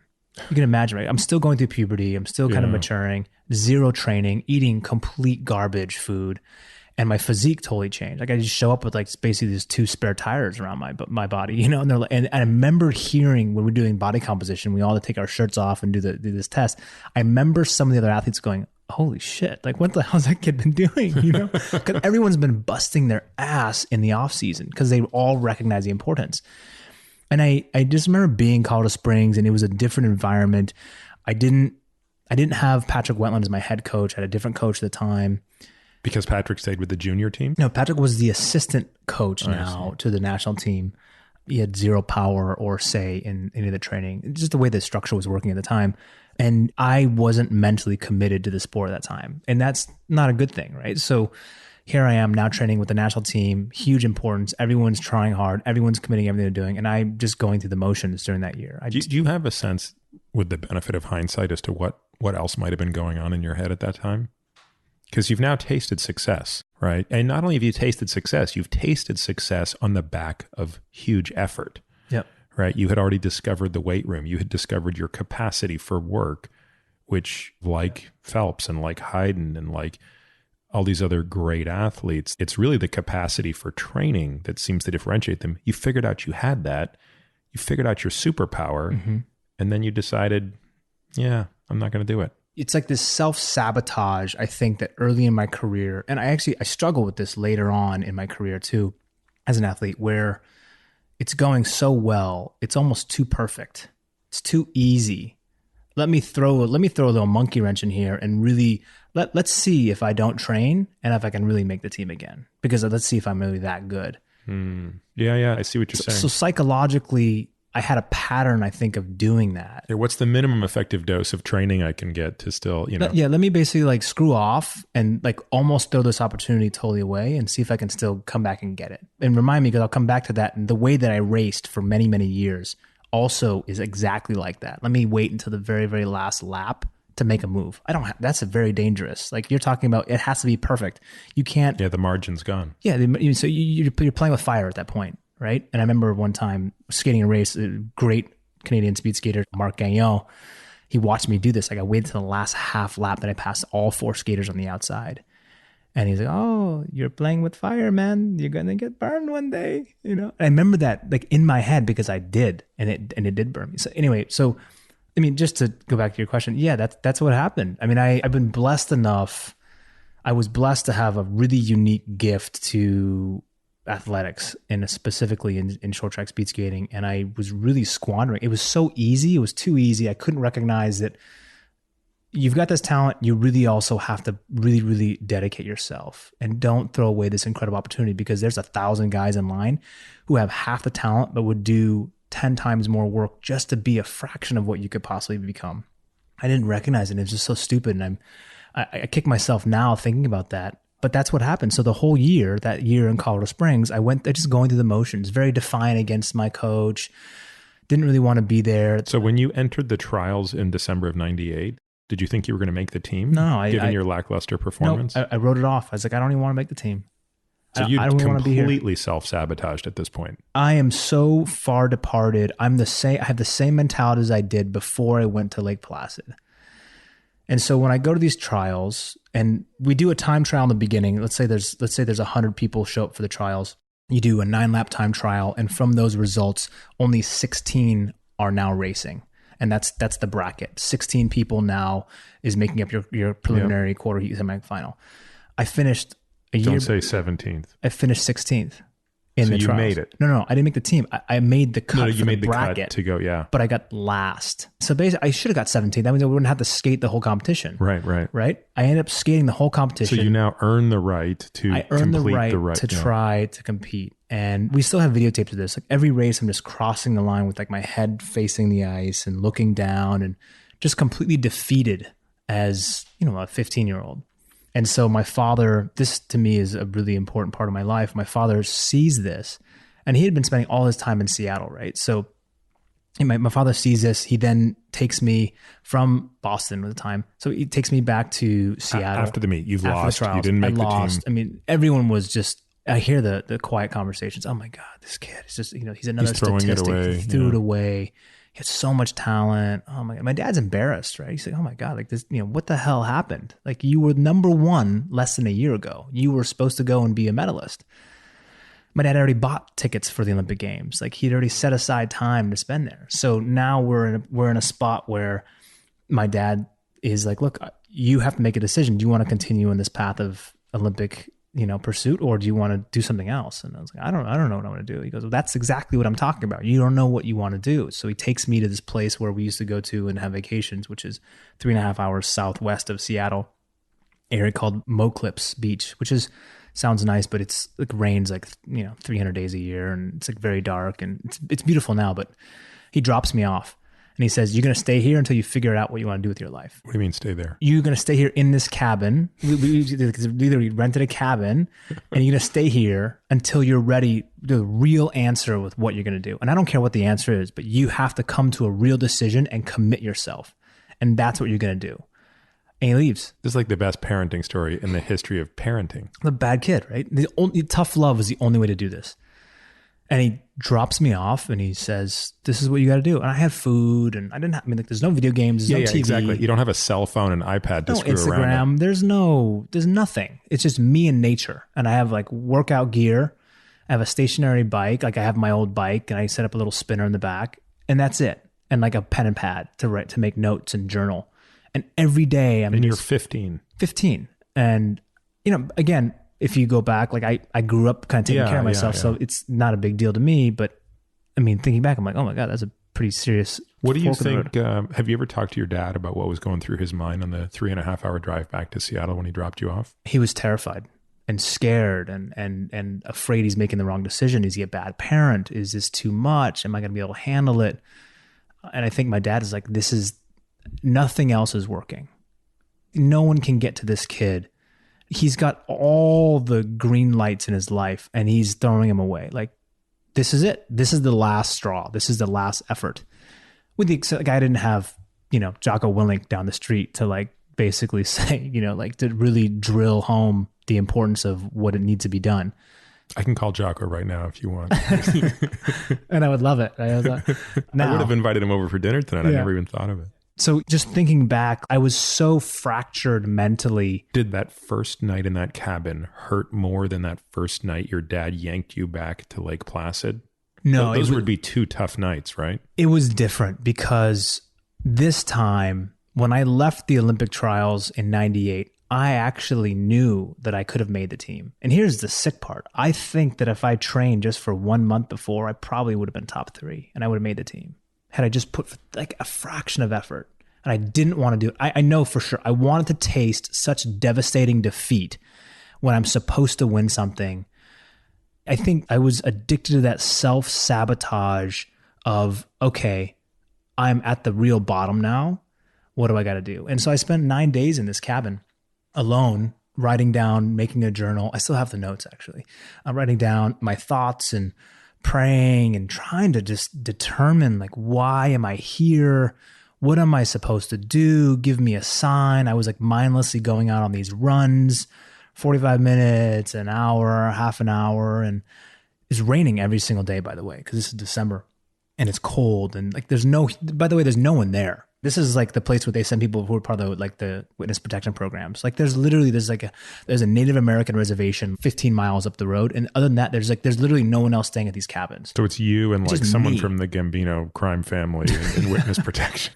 As a 15-year-old, it's not fun. I mean, now I would like love to spend time there alone in solitude. Yeah, I was going to say, give me the address. I need to go. It's incredible. I mean, it's a place where I go when I need to make really, really what I consider to be important decisions, or I want to make a shift. You still go? I haven't been in a couple of years, but I'm planning on taking actually my girlfriend pretty soon.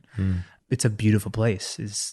Nature is, I think, really, it's always been a very important part of my life. I think my dad did that when I was very young. Do you know where the exact cabin was? I know the exact cabin. I know the exact place. They rebuilt it, right? So it's much nice. Someone bought it was called the Iron Springs Resort at the time. And back then it was Iron and Springs generally don't go side by side, right? Right. It wasn't nice, and definitely they should have left off the word resort for sure. At the time, it felt like Iron Springs jail, penitentiary. Every road is like basically like a one-way road, and you're surrounded by these beautiful trees. But again, I'm just running every day and mindless. I'm just trying to figure it out. 15 years old, I'm at the fork in the road. What do I want to do? Do I want to please my dad? Does my dad want me to speed skate? Does he want me to do this? And then finally I was like, you know what? Like, I think I want to speed skate. I think I want to actually truly dedicate myself to do this. And also, I was pretty bitter that I didn't make the team, which doesn't make any sense, right? Because I did it to myself. And you threw it away, yeah. But I was also like, I hated the feeling of that, of like the opportunity was there and I didn't take it. Were you still in touch with your friends that you had grown up with that obviously for the year and a half prior you'd been somewhat detached from because you're now living this separate life training? But what did your friends think of this opportunity? I mean, did a lot of them They didn't know. They didn't understand what you were going through? No, I didn't really talk about it. They didn't really understand. And I was very much in my own head. And it was when I made the decision to continue one more time and really, really give short track speed skating a try is that changed my whole life. What do you think happened in that 9 days that made you, because you had to leave there, go back home, watch the Olympics 6 weeks later, basically watched three other skaters in your flag, in your colors, and thought, I really could have been one of those guys, and then decide, not that you would have known it at the time, but this would go on to occupy your life for the next 12 years, right? Yeah. So I remember calling my father and saying, I made a decision. I want to come back to Seattle. And he didn't ask me what the decision was, by the way. He just came and picked me up and drove me back. And during that 3.5 hour drive, I explained him what I want to do. And I can feel that he's like, okay, let's see. And so I go back to Lake Placid to train under a different coach. You wait till the Olympics are over, I assume? No. This is still during the Olympics. I go there right away because after the Olympics, there's a world team trials, which the format's messed up. But so after the Olympics, there's a world team trials. Now I have the opportunity of making the world team, which at this time, after the Olympics, no one's training. No one cares about the world team.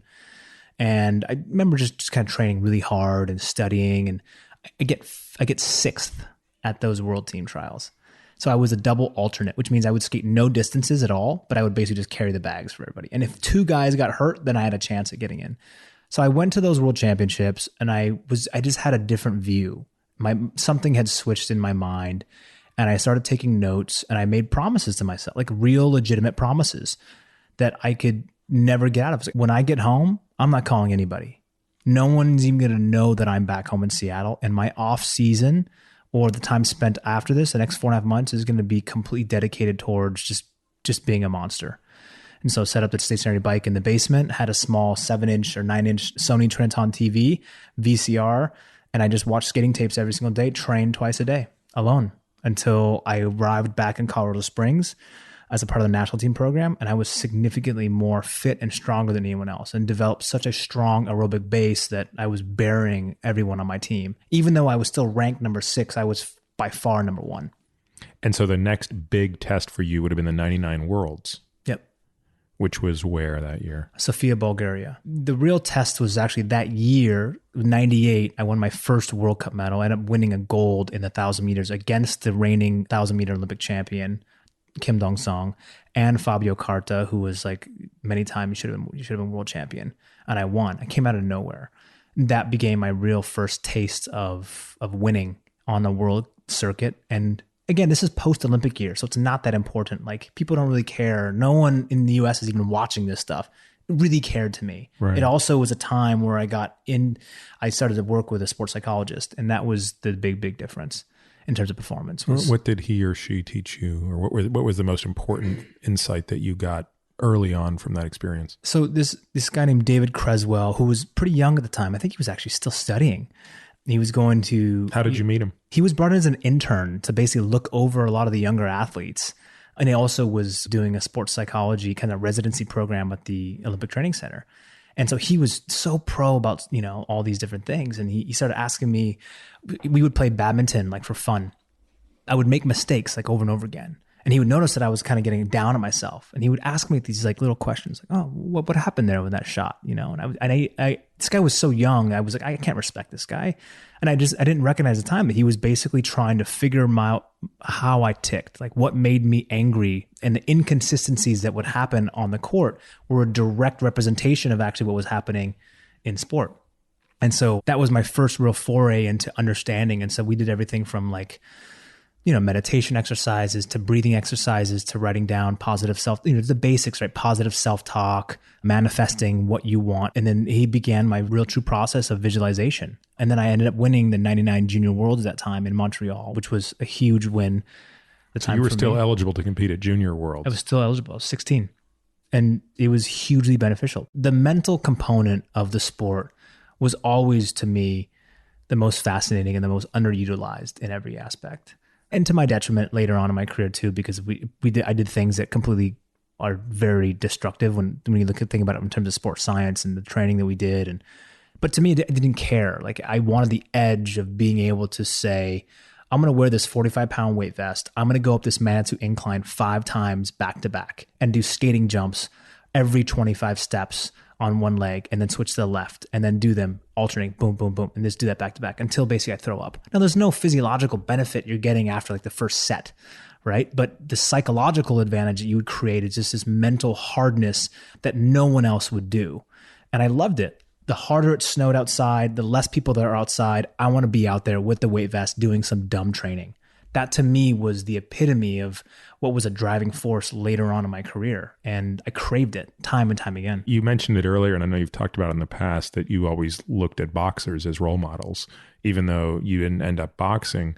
And it's funny because that's very much a boxer's mentality, right? I mean, I think with every sport, so much of it is going on between the ears, especially a sport when it's against another individual, which is not to take away from the team sport, but when you lose in tennis, there's no subtlety about who won and who lost, right? But this idea of how the training feeds the beast, growing up, I felt it's so funny. I mean, on a much smaller level, I remember I used to run at 4:30 every morning. So all of high school, I would run at 4:30, and it had to be somewhere between 5 and 13 miles was the distance. And growing up in Toronto, it was so cold in the winter that like the colder it was and the darker it was, the happier I felt. Because I remember thinking like the guy I'm going to fight is not up at this moment. There is no way. He is in a warm bed. And that fact, absent any physiologic benefit, became the thing that you needed to hang on to. And again, I don't know how many skaters thought that way, but you clearly were training like a fighter. And living in the Colorado Springs Olympic Training Center, we were all rooming with different short track athletes. And then there was one time in which instead of rooming with a short track athlete, they had asked me if I wanted to room with a wrestler. And everyone at the time was like, no, the wrestlers are dirty. These guys always get staph infections. They're like just nasty. They're crazy. And I was like, sure, I don't mind. Like I'll room with the wrestler. And that was my first entrance into the mind of a fighter. And I loved it. Because I'm like, look, I wear spandex for a living and skate in circles. It's not the most manly thing known to on this planet. But I wanted it to be more than it was. It's not as primal. I mean, you could argue wrestling or boxing are about as primal as any sport gets. Right. You're fighting against another human being, basically. In my own right, I was fighting in my own ways, right? And there's many correlations there. But I love the psychology of those wrestlers that I would see. And I would go in the sauna post weight training workout. And I was the only non-wrestler in the sauna every time they were in there, ever. And I just remember like talking to these guys and hearing them talk to each other and watching them cut weight and be like, these guys are not human. They are doing everything against what I was told from a sports science perspective. And they still are winning. Like that mental toughness and fortitude, that's what I craved, was that old school Rocky mentality and that hardenedness that is created that I loved. And I thought that was the only way that I could beat the Koreans. That was the only, because I didn't skate as beautiful as they did. And even to this day, I still love it, right? I still like that mentality.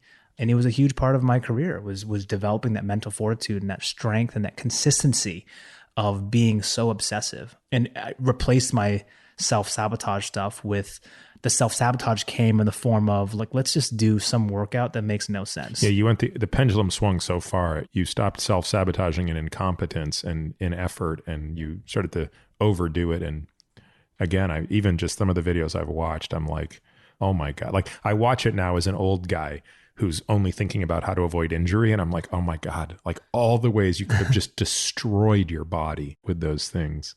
Yeah, we used to do some really just ridiculous training. But, again, you're young, your body's resilient, you're gifted, you're doing what you love. You're in an arena where that's the only thing that matters.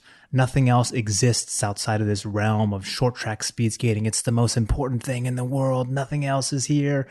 It was beautiful and I loved it. And so 2002 is the big test now. You've had 4 years to get on the horse. Yep. You've won some meets, some important meets. But for most Olympic athletes, the world only considers the Olympics. They don't care about winning the Worlds, even though the competition is just as stiff at the Worlds. So going into the trials in late 2001, were you nervous? What was your confidence level going into make the 2002 team? I wasn't nervous at all. I was ready and I skated incredibly fast there. I did a time trial. It was like 1:23.8 was my time trial time. Wait, that's your 1500 time? That was my 1,000 meter time trial time. Okay. And at the time, no one was skating under 1:25 in the world. So when the world heard that I had skated this lap time, they knew that I was ready. And the Koreans, the first time they had to worry about an American skater who was in their race. It was the first time a Canadian had to worry about me was, kind of through 1998, 99. So it's interesting. The time trial is kind of a nice normalizing metric because it strips out the technique, the strategy, the where this person is. So just because you have the fastest time trial doesn't at all mean you could win. Correct. You may have a dumb race. Correct. You may not be able to maneuver and sort of physically get in and around other skaters, but it's certainly a beautiful metric. It's a barometer. Yep. Yeah. It's sort of like in cycling, it's your FTP. Yep. Your functional threshold power. Yep. And it shows like, oh, this guy is in incredible shape.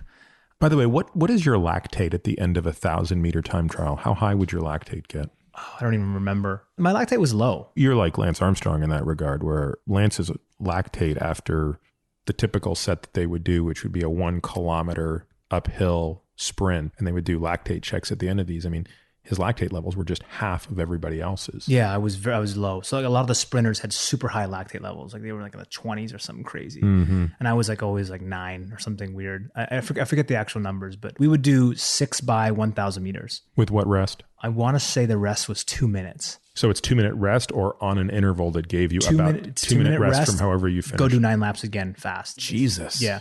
We hated doing lactate testing. But that was. Oh, so they would prick you each time. Each time. Yeah. So that generates your lactate performance curve. Yep. Yeah. Yep. And mine was pretty steady. Like I would maintain like my lap time and also my speed was around the same, even in the set 4, 5, 6. Wow. In speed skating, a lot of it's got to do with technique. So. Yeah. Although it's so funny. Like I don't know what they're doing these days in sports science because I don't really pay much attention, but I wonder if they're doing muscle biopsies on people and looking at lactate clearance and stuff like that. No. Because no. Yeah. No one's offering up a little vastus lateralis biopsy. Look, and maybe they are in cycling, but I can tell you from just listening to your podcast, 99.999% of all athletes in the US who are Olympic level have no idea what they're doing when it comes to nutrition, when it comes to training. They're just doing what kind of they're told. And I say that with all due respect, right? But that's just the reality. It's all that much more impressive that they can do so much. And it's changing slowly, but since I retired in 2010 and being so obsessed with like looking back at my career and wondering how different I would have done it now versus then, and just understanding how the human body works and all the different efficiencies or deficiencies or overtraining and recovery. And there was so much, I think, specifically for short track speed skating, because we were so predominantly dominated by the Korean culture and skating, they never used sports science. They did everything by eye. Very old school, right? They were just technically the most proficient and the most beautiful. Biomechanics were, and if you did study their training and you did study the way that they skated, it all made sense. But they didn't have a sports science team there measuring lactate. When I went to my first Olympic Games in 2002, like the rumor to the Korean team was that I had like some unknown military NASA grade technology that I was using, because they couldn't figure it out, right? Because I didn't skate that nice. Was O2 Salt Lake City? Salt Lake City. Okay. Yeah. Post 9/11, it was incredible experience. It was incredible being 19 years old.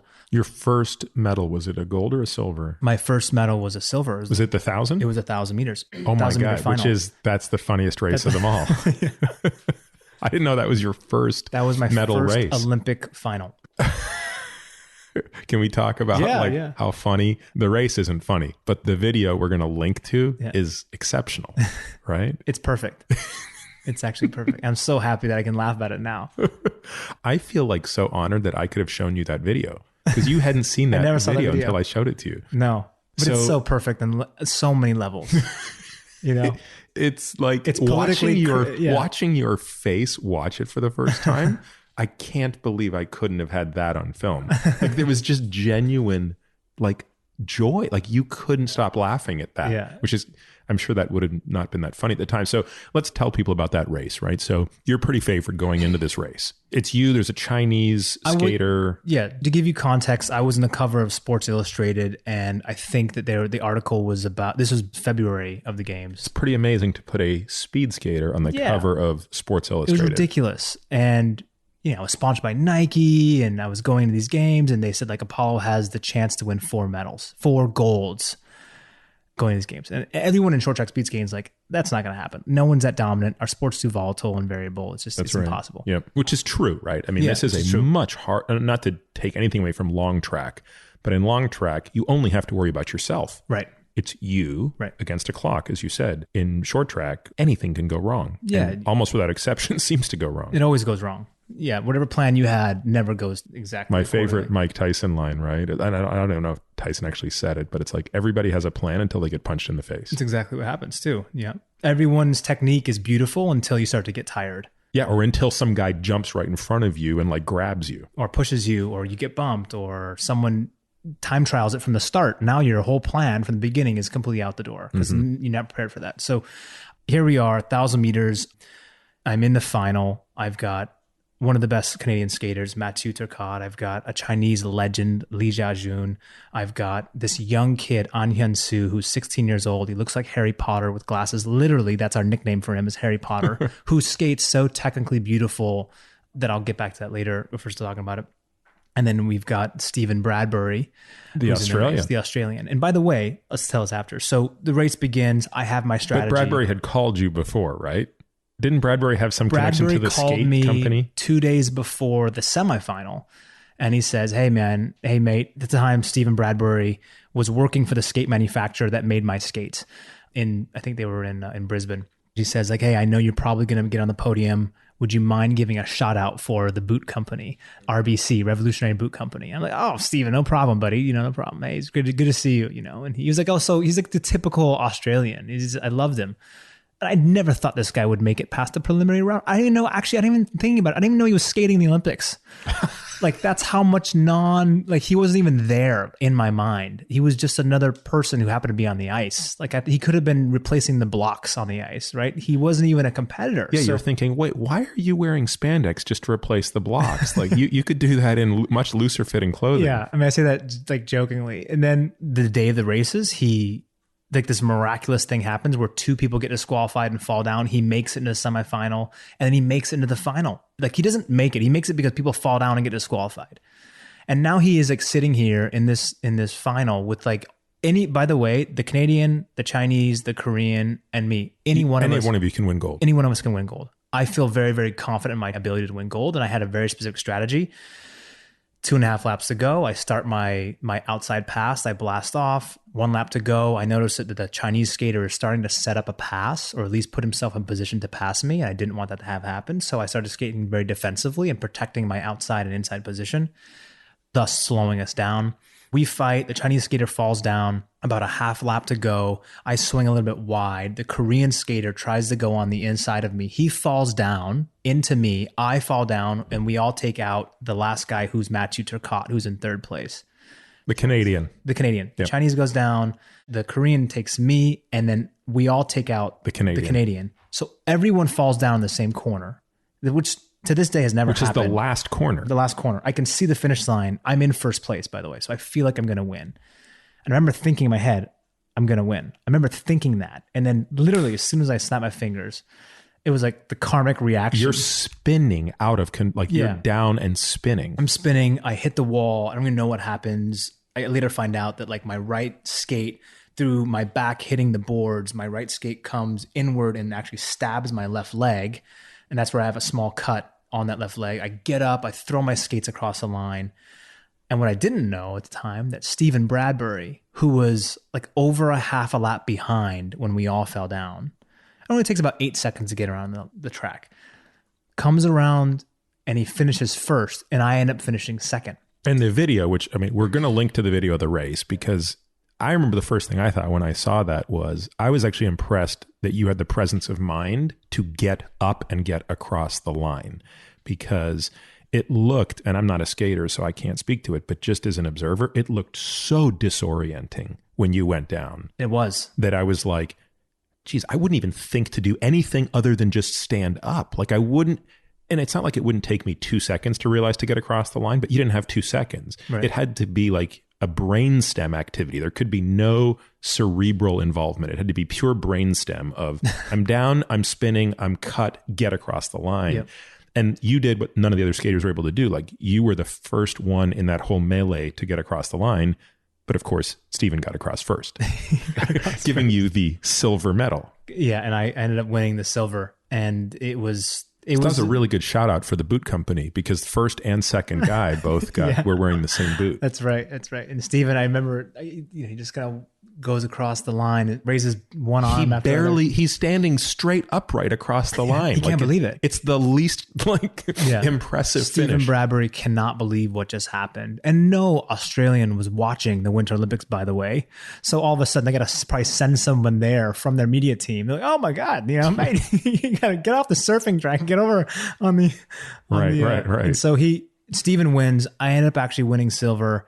Very disoriented, had no idea what just happened, and got a cut in the process. And it was the most important race of my entire Olympic career because at the time, look, I very much wanted to win. Not only that, it was so important for me. I felt like I should have won. And I think that's natural for me to say that, right? I really felt like I should have won, and I felt like Stephen should not have won. I didn't know actually that he won at that time. I couldn't believe what just happened. And I was trying to figure out in my head and process it. So meaning after you've crossed the line, it's still not entirely clear that he's won.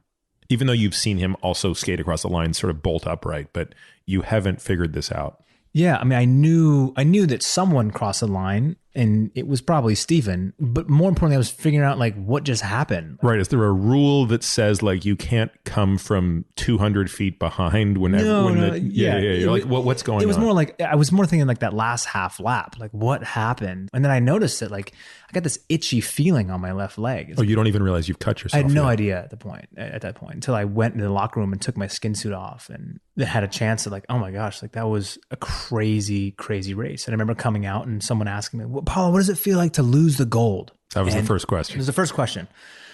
I was like, I didn't lose the gold. I won the silver, and that answer wasn't entirely me. There was a guy, Brent Hamula, who was our sports physician at the time, came in the locker room because he had to look at my cut before we went back out there to go receive our medals. And he was like, hey man, I know you wanted to win, but that was incredible. Like you have to be so proud of yourself for having that ability to cross the line. It was so instinctive, right? I would be an idiot to claim that I had that plan and it was all my grandmaster idea to do that, but it wasn't. I felt like I had to finish the race. Dude, it's another boxing analogy, right? Yeah. I mean, we can't get away from the fact that your name is Apollo, okay? And in the second Rocky, when Rocky and Apollo fight, they both go down. This is a very rare occurrence in boxing that both fighters go down. And if they both can't get up, it's a draw. But if one of them can get up and the other guy can't, he's the winner. And obviously everybody knows how that goes. Rocky amazingly managed to get up while Apollo couldn't. So this time Apollo actually got up first. Yep. Got up first, but I finished second. And it was my first Olympic Games. I felt like I had been through a lot psychologically, even though, Did you have to race again that night? 2 days later. Okay. Oh, this is something I should tell you. Before I went out there, I had to get stitched up quickly. Mm-hmm. Guess who my surgeon was? Eric Heiden. Come on. Yes, Eric Heiden. So Eric Heiden stitches me up and I was like looking at him. He's like, hey man, that was amazing.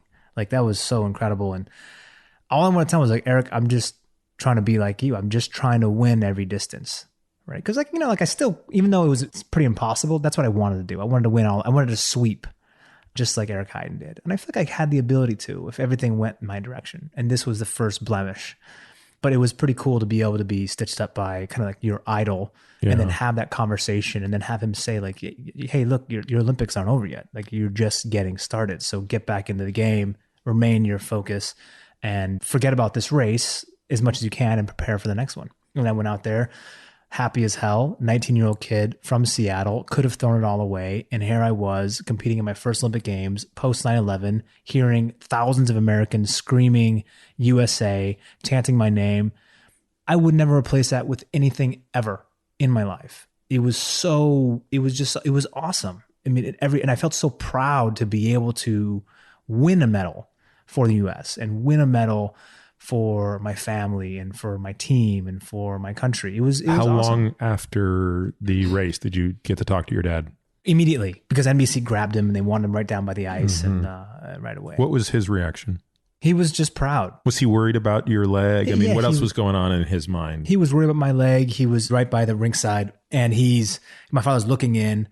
I see my dad right away. He's just very proud. And that to me, it felt very, very good. And I remember standing on the podium, even though not hearing my own national anthem being played. just feeling amazing. And actually thinking back, if there was any person in that race who I would want to win the gold versus me, it probably would have been Stephen Bradbury. And just because that guy, and people don't know this, he had been through hell. Like a skate blade had gone through that guy's leg at one point. Like he had almost died many times on the ice, like pools and pools of blood. He had come back from devastating injuries, broke his back, like weird, crazy stuff. And through it all, he stuck with the sport. And he was the last man standing. He wasn't the best speed skater. He wasn't the most technically gifted. Physically, he was a monster, but he wasn't supposed to win that race. But because he didn't give up, he ended up winning that race when everyone else was better than him. Everyone else was there, and it was pretty remarkable. So Matt Targett, who's a swimmer, an Australian swimmer, he's been to, I think, 3 Olympics. He's a good friend of mine, and I actually sent him the video that we're going to also link to, because that's the one that we were talking about earlier, which is there's an Australian guy who does a commentary and voiceover dubs the video, and it's really funny. His point being is like, if you just stay out of people's way, you can still win, right? Right. And I think he said to me that in Australia, there's still an expression around his name, like you can pull a Bradbury, right? Yeah, you win the lottery. Oh, you just pulled a Bradbury. Oh my God, like you jumped out of a plane, your parachute didn't open, and then somehow someone else grabbed you, did a Bradbury. Like just freak golden horseshoe luck. By the way, Stephen Bradbury retired that night after he won the gold. He That's knew amazing. right away. Yeah, he's like, this is the pinnacle. This You is the can't get pinnacle. better. I am now on, and I have an Australian stamp with my face on it. This doesn't get better than this for me. Australia's first Winter Olympic gold medal. So you had to go on and continue through these games. So how did the rest of those games go? My next race was the 1500 meters, in which I was battling against my rival at the time, which was 2 guys, Marc Gagnon from Canada and also Kim Dong-song from South Korea, who was the reigning Olympic champion in that distance.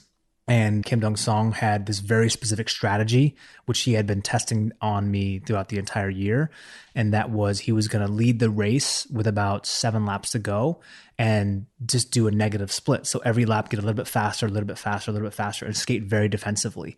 And my strategy was known all over the world that I always waited until the last 2 laps. Because your explosiveness, you just basically based on your lactate tolerance and your explosiveness, you're going to outmuscle somebody. I had another gear that other people didn't have. And I think that the training that we did at that time directly just, is a massive attribute to exploding when there was a lap or 2 laps to go, as long as I could have that reserve. But you needed the lane. You had to be able to technically, you Correct. had to have the ice to do that, right? There's got to be space. And so in short track speed skating, if I'm passing a skater in front of me and we have some sort of a conflict or collision, I get disqualified. At the time, that's what the rules were. So you had to pass the other skater who was in front of you completely cleanly with no contact. That puts a huge onus on the guy passing, because he's got to take a huge distance. Well, they changed the rules after this Olympics, but at the time, that's what the rules were. And so it was very important to pass completely cleanly with no contact in any capacity. And I remember everyone knew that my inside passing lane was the best in the world. How many kilometers an hour are you guys going? About 40? We're going like around 35 plus miles an hour. Yeah. So you're going about 50 kilometers an hour. Yeah. There is, at that speed, aerodynamics is everything. Like there's an enormous draft advantage if you can slingshot around someone, right? Yep. And I could skate behind someone all day long and break world records because I was so comfortable, right? Anyone could. But I wasn't very good at leading. For whatever reason, my technical ability would change and my track pattern would change. Which is so interesting given that you still had that time trial world record, like going under 125, because there's no one blocking the wind for you there. Right. But later on in my career, that became less and less of a big attribute of mine. So I was less and less a good time trialer and more of a good racer, so to speak. About a lap and a half to go in the 1500 meters. I'm actually in 5th place. I pass 3 skaters on the inside to pass into 2nd place. Now there's a lap remaining. It's me and Kim Dong-song. I know that there's only one. I'm actually doing this probably a lap too late. I probably should have done this earlier, but I didn't. I waited a little bit too long looking back. And I tried one last pass on him on the inside. I recognized right away that he had known that I was going to be passing on the inside. And so he had protected that inside lane position. And he really, really came over to protect that position as much as possible.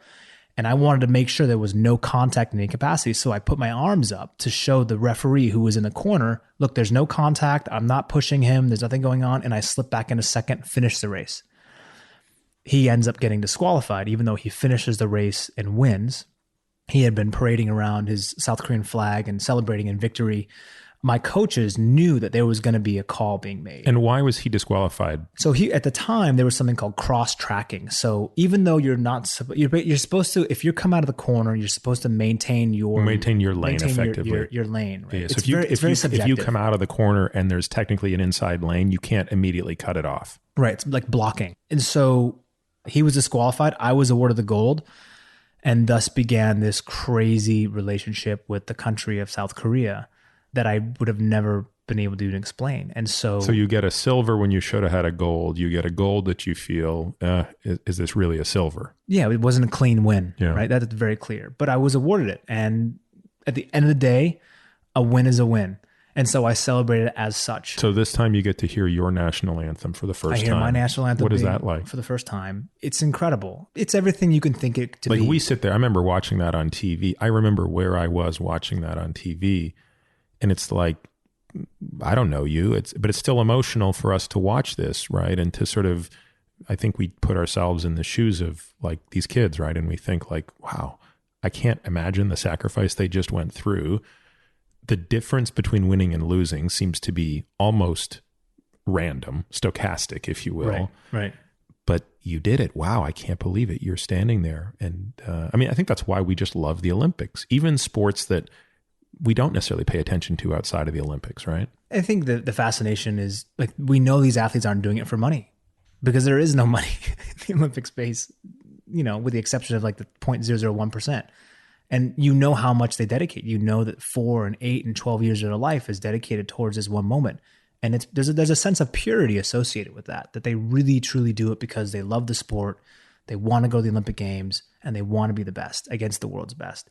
And I think we can appreciate that. You won 2 more medals in 2002, didn't you? No, I just won those 2 medals. You did? Okay.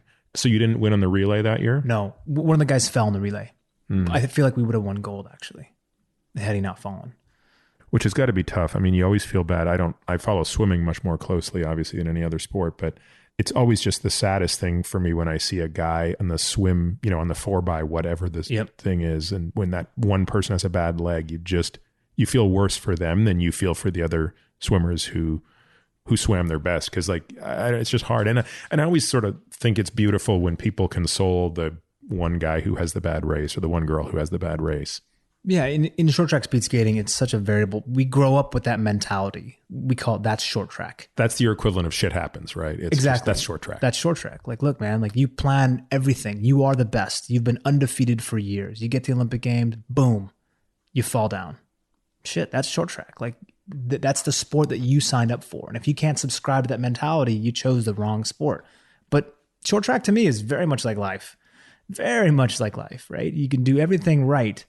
And for whatever reason, something out of your control gets thrown in your way and you have to take it as such and learn from it, obviously, and come back stronger and better. But for the most part, I think that's what it is. But you became one of the really few athletes that rose above the sport, at least from a commercial standpoint. I mean, there are obviously a handful of Olympic athletes that we can all name that end up were you on the cover of a Wheaties box? I was on the cover of a Wheaties box. That's like about as American as it gets. It might not be necessarily the most lucrative commercial opportunity, but it is certainly the most distinguished, right? I mean, to be on the Wheaties box is sort of... It's always a dream.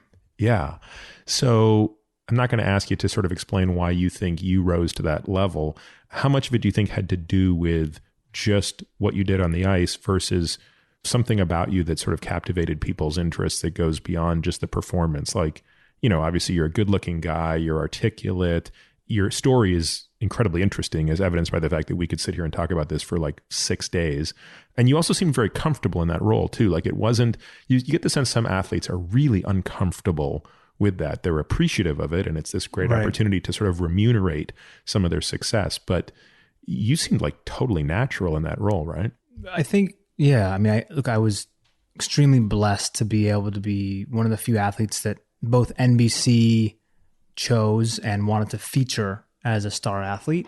And my story, for whatever reason, and I think, look, immigrant father comes to the US, doesn't have anything, tries to raise this kid. This kid is bad, finds his life through sport, turns it around, understands the power that he has throughout the sport. And then against all odds, I was able to deliver in some capacity. And I didn't deliver a gold in that first race. It was a silver. Well, it was a scrappy silver. I mean, I think that's, in some ways, I think people much prefer, like if you had gone out, I don't know what the expression is in speed skating, but if you'd gone wire to wire, right? If you'd time trialed that event and won by 5 lengths or, by 5, body lengths or whatever, it's like, okay, wow, he's dominant. But to fall, cut your leg, barely know which way's up and down and manage to really take the group of 4 that you're racing against and be the first one across the line. That's a heartfelt silver that I think most people probably find more appealing and actually probably creates a better substrate for the way we like to use sport as metaphor for life. I think that's exactly, I couldn't have articulated it better. I think that we, Americans, look, we love dominance. We love to win, but we also like to see a story that somewhat mirrors what we can relate to. And it wasn't perfect in any way. But I think at the end, I also didn't want to cross the line. And even though I was upset I didn't win gold, I didn't want to show that. I didn't want to be like, hey, I should have won gold. That Australian guy shouldn't have been in the final. He's not a good skater. That I didn't want to have or be near that type of a mentality. Instead, I had an opportunity, I think, to be really, really appreciative and have gratitude for the chance to even be there, number one, even though I was supposed to win the race. But take it from that perspective. And then just like I won my first Olympic medal. Like look, this is how the race played out. Not to plan, not exactly how I would have written it, but this is how it went. And I've been through a lot personally to get to that point. And I really, really wanted people to see that I was proud to win that silver. I was proud to win a bronze. I was proud to be there and compete. That was really important for me, to people to recognize and see that I didn't take it lightly. I didn't take it for granted like I'd done in the past.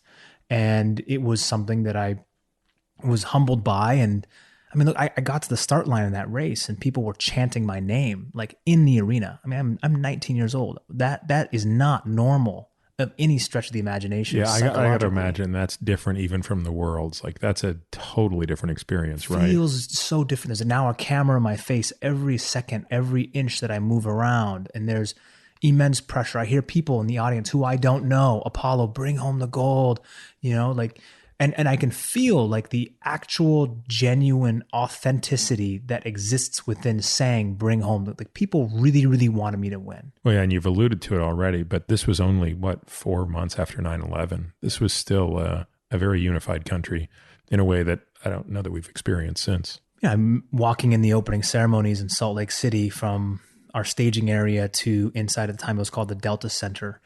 That's where the opening ceremonies were. And I remember seeing on all of the rooftops and in the trees, all of the American servicemen, snipers. Wow. There, sitting there.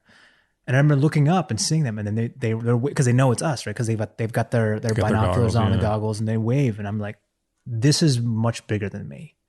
My representation of what I do, my silly sport of short track speed skating, my insignificance of going in circles in this world. And I'm 19, so I can't really understand it to that degree, but the feeling is there that what I do here is far more important than the results that I give. Obviously, I want to win. I want to bring home the color gold because that is what we signify with being successful. But at the end of the day, I wanted the representation of who I was on the ice at that period of time to reflect, I think, what we would be proud of. And that would make my father proud. And I knew if that happened, that I could be proud, that our country be proud. Aside from all the other conflict and things that we disagree with, that was a really important part, right, of what I was doing. And it's a tremendous amount of pressure too that you don't recognize. No one can prepare you for the Olympic Games. I used to do visualization and hear and have previous tapes recorded and then like try to visualize, close my eyes and visualize a race that I wanted to have happen while the crowd is in my ears. Mm-hmm. But when I went out there for my first race, nothing could prepare me for that. My heart rate jumped from being like 50 to like 160, like literally within seconds. Wow. And I was like, oh my God, like I'm starting this 9-lap race now at threshold versus like, this is not supposed to work. Like I'm not prepared for those 6x1000s are paying off now. Yeah. It's also a very addictive feeling. So what's the letdown like after the 2 weeks? After the games are over? Yeah. Oh, well, depends on how you do. So you've done well. You've obviously got a great commercial career ahead of you, yep. But you still have 4 years until you're going to be back on that stage again. You'll go to the Worlds again, you'll do World Cup, but you're not going to feel that electricity for 4 more years, right? Correct. And nothing replaces the Olympic Games. There's no competition on the planet. So post games, I go on the media whirlwind tour for basically 6 to 8 months. I do every single interview and conversation and sponsorships and commercial advertising stuff, because that's the only way you as an Olympic athlete can generate any sorts of revenue. You're not really paid to win gold medals. You're not paid to be a part of the team. You're just there. And so what percentage of Olympians, United States Olympians, can secure enough sponsorship that can become a sole source of income to sustain them through another Olympic run, i.e. they do not need to go out and get another job? Maybe less than 1%. Wow. For sure, less than 1%. Because even if you win a gold, it doesn't necessarily guarantee you to have a good generating of income. If for whatever reason you weren't featured, or NBC didn't see you, or sponsorships aren't interested, you're a guy with a gold medal. And I know a few who've won gold who have the most normal jobs that we normally would see, like, wow, that guy won gold, and why is he working here doing this like day-to-day activity, like this manual labor? But that's just the reality of what happened. So I was blessed. I didn't have to do that. I got great sponsorship opportunities, and I took the sport of short track speed skating, which was relatively completely unknown to most Americans. And the first time they ever saw it was that 1,000 meters in which I fell down, and people were like, "Oh my God, this is the craziest sport I've ever seen in my life." And if it's like roller derby. Yeah, that's what people say. NASCAR on ice, we call it, right?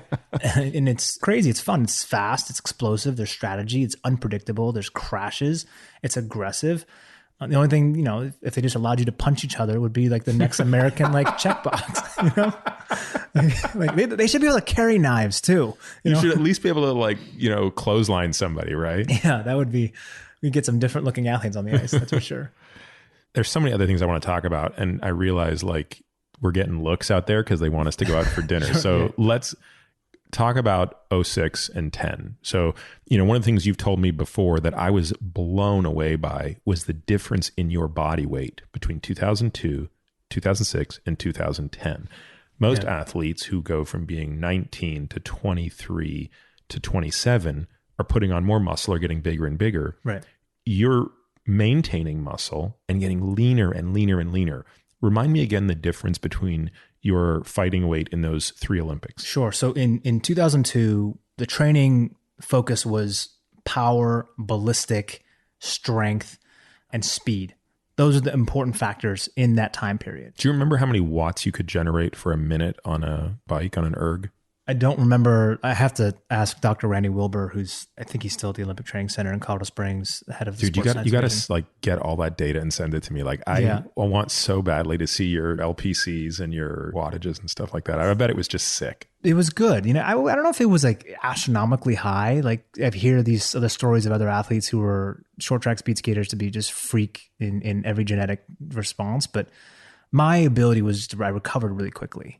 That was the one component. I remember doing a test I remember doing all these different sports science tests. And I remember these doctors basically saying you need to live at altitude. Your body responds extremely well the higher you go. For whatever reason, your body just produces a ridiculous amount of red blood cells. You come down and you love it. So, and your ability to recover high or low is different. Yeah. The first time I trained at altitude, I got to go and swim in Colorado. I was like, I'm not swimming. I'm not doing the same stroke.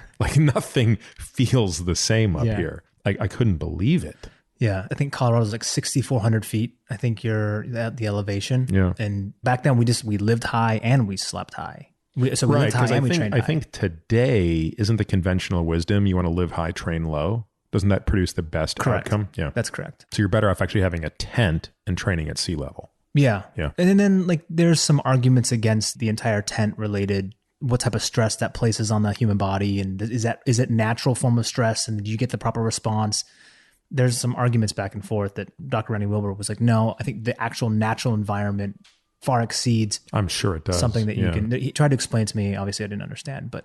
So in 2002, you're weighing what? So 2002, I weighed approximately 164 to 167. So call it 165, right? That was my fighting weight. And I could leg press around 1,400, 1,450, 1,500 pounds on it. I'm just giving you just context. Yeah, so a small car. Yeah.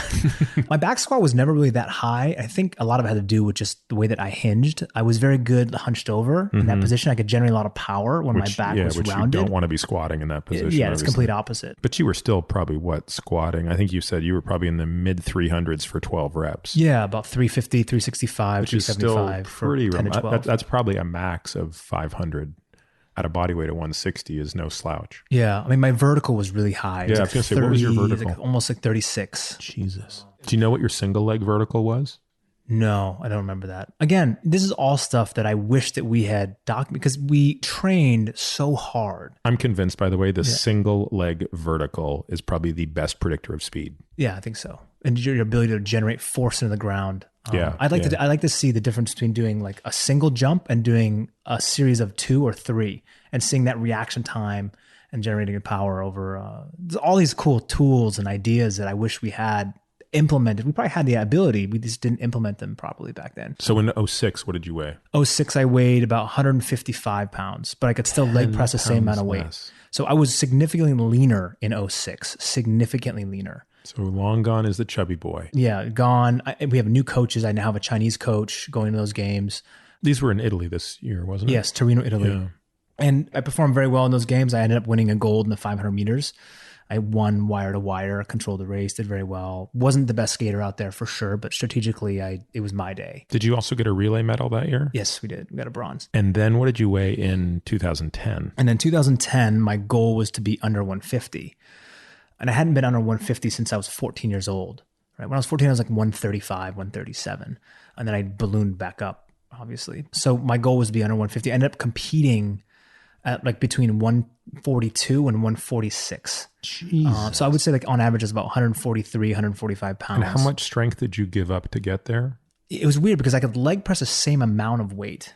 I could leg press nearly 2,000 pounds at that weight, like 1,900, something like that, right? The difference was my pure ballistic power was drastically different. I stopped doing all Olympic lifts. So were you doing a lot of plyometrics? A lot of weighted plyometrics. But again, I cut most of that weight that year, like that Olympic season. So you can imagine like the first half of the year was spent just cutting this weight. So essentially living in a catabolic environment all the time to eat excess muscle mass from your upper body, traps, arms. You know, I mean, I seen that picture. My arms were so skinny back then. It was very similar to what you'd see in someone who's climbing in a Tour de France. I remember Lance saying that during the tour years, he wouldn't do one push-up or swim one lap in the spring and going into it because it's like you had to be able to waste as much muscle as possible from the upper body. You want complete atrophy from the hips up. And there's like crazy stories that we hear that like these cyclists would like basically put themselves in a sling in the summers during their training, right? Because to lose all this weight. And the reason why, and people are like, why the hell would you want that body type? Those people that ask that question have never ridden a bike up a hill. That's all I'm going to say. Every pound counts, every fraction. It is. I mean, cycling in many ways is such a beautiful sport because there are a few sports that can be reduced to such formulaic outcomes. Mm-hmm. And when you can take functional threshold power divided by mass in kilos and get a number in watts per kilo that essentially predicts who's going to win the race up a hill, that's pretty amazing. And speed skating, it's harder because one, I don't know what the metric is of power, but two, absolute power to translate to a bike is much easier. Like you're transmitting from the leg to the pedal to the crank to the wheel. But in skating, there's more to it, right? It's not entirely clear what the relationship is between the 2,000 pounds that you can leg press versus how many of those pounds in watts are hitting the ice, right? There probably is not a correlation. Or it's probably loose correlation, but loosely correlated, yeah. Right? But everyone's different because if you can't put the power... if you don't have the technique, it's irrelevant. Yeah, so like a bike, the technique is pretty simple. You know, it's a push and pull at the basic level, right? But in speed skating, there's 7 parts to one push. Literally, there's 7 parts to one push that you have to drill in your head to make it automatic and normal. And you're never on just one plane of balance on that piece of blade. Like you're in the heel, now you're in the middle, now you're back towards the heel, and then you finish at the ball or towards the toe. And it's different depending on the speed, what you're doing, the track pattern. There's so many elements that are always changing. For example, the Koreans, they don't lift weights, right? That became my obsession. This started in 2002. Yeah, because you went to Korea, didn't you? I went to Korea before 2010. In 2007. because I was so obsessed and fascinated with how they continuously kept producing incredible athletes that I was competitive against. And they just skated so beautiful. Now, you were at this point pretty much a god to them and they were gods to you. Did they welcome you with open arms? They did, actually. They invited me, and partially because I think they just wanted to study me. They just wanted to see like what made me tick. How strong is my ability to train? Can I handle their type of training atmosphere and environment? And I was fascinated to go into the belly of the beast. Like I wanted to go into that lion's den and understand what makes them tick. And my dad was completely against it, but I was like, this is something I have to do. And eventually he was like, this is something you have to do. Why was your dad against it? So after the 2002 Olympic Games, there was, after that race where I was awarded the gold and the Korean skater was disqualified, that's right. There was 16,000 emails sent in the form of death threats to the United States Olympic Committee because of that race to me.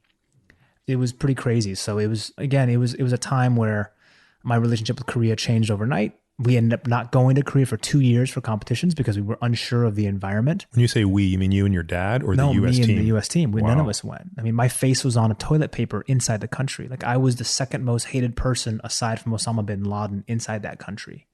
Literally. Unbelievable. It was unbelievable. We can talk about this other thing like for 2 hours. I have 1,000 stories in relation to that. And like when I actually decided to go against everyone's wishes, I was like, I can't just keep running from this problem. I got to go. Number one, they haven't heard me tell my story. Like they hate me for reasons that are unexplainable. And also they're not really that fair because they don't know me. I'm not a referee. I didn't make the judging call.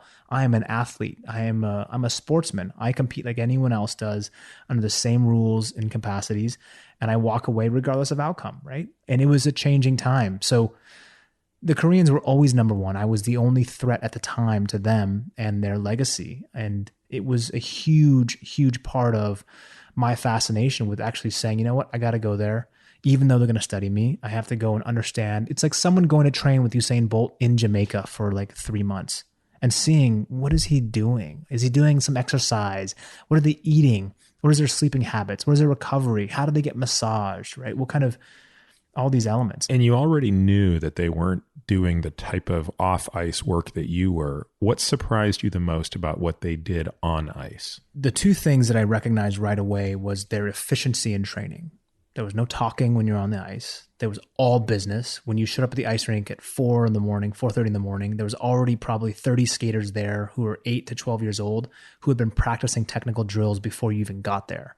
So their commitment to perfection in terms of technique is drilled in at a very young age. So their efficiency ratio, they don't have to be as strong as me in the weight room because they're so much more efficient.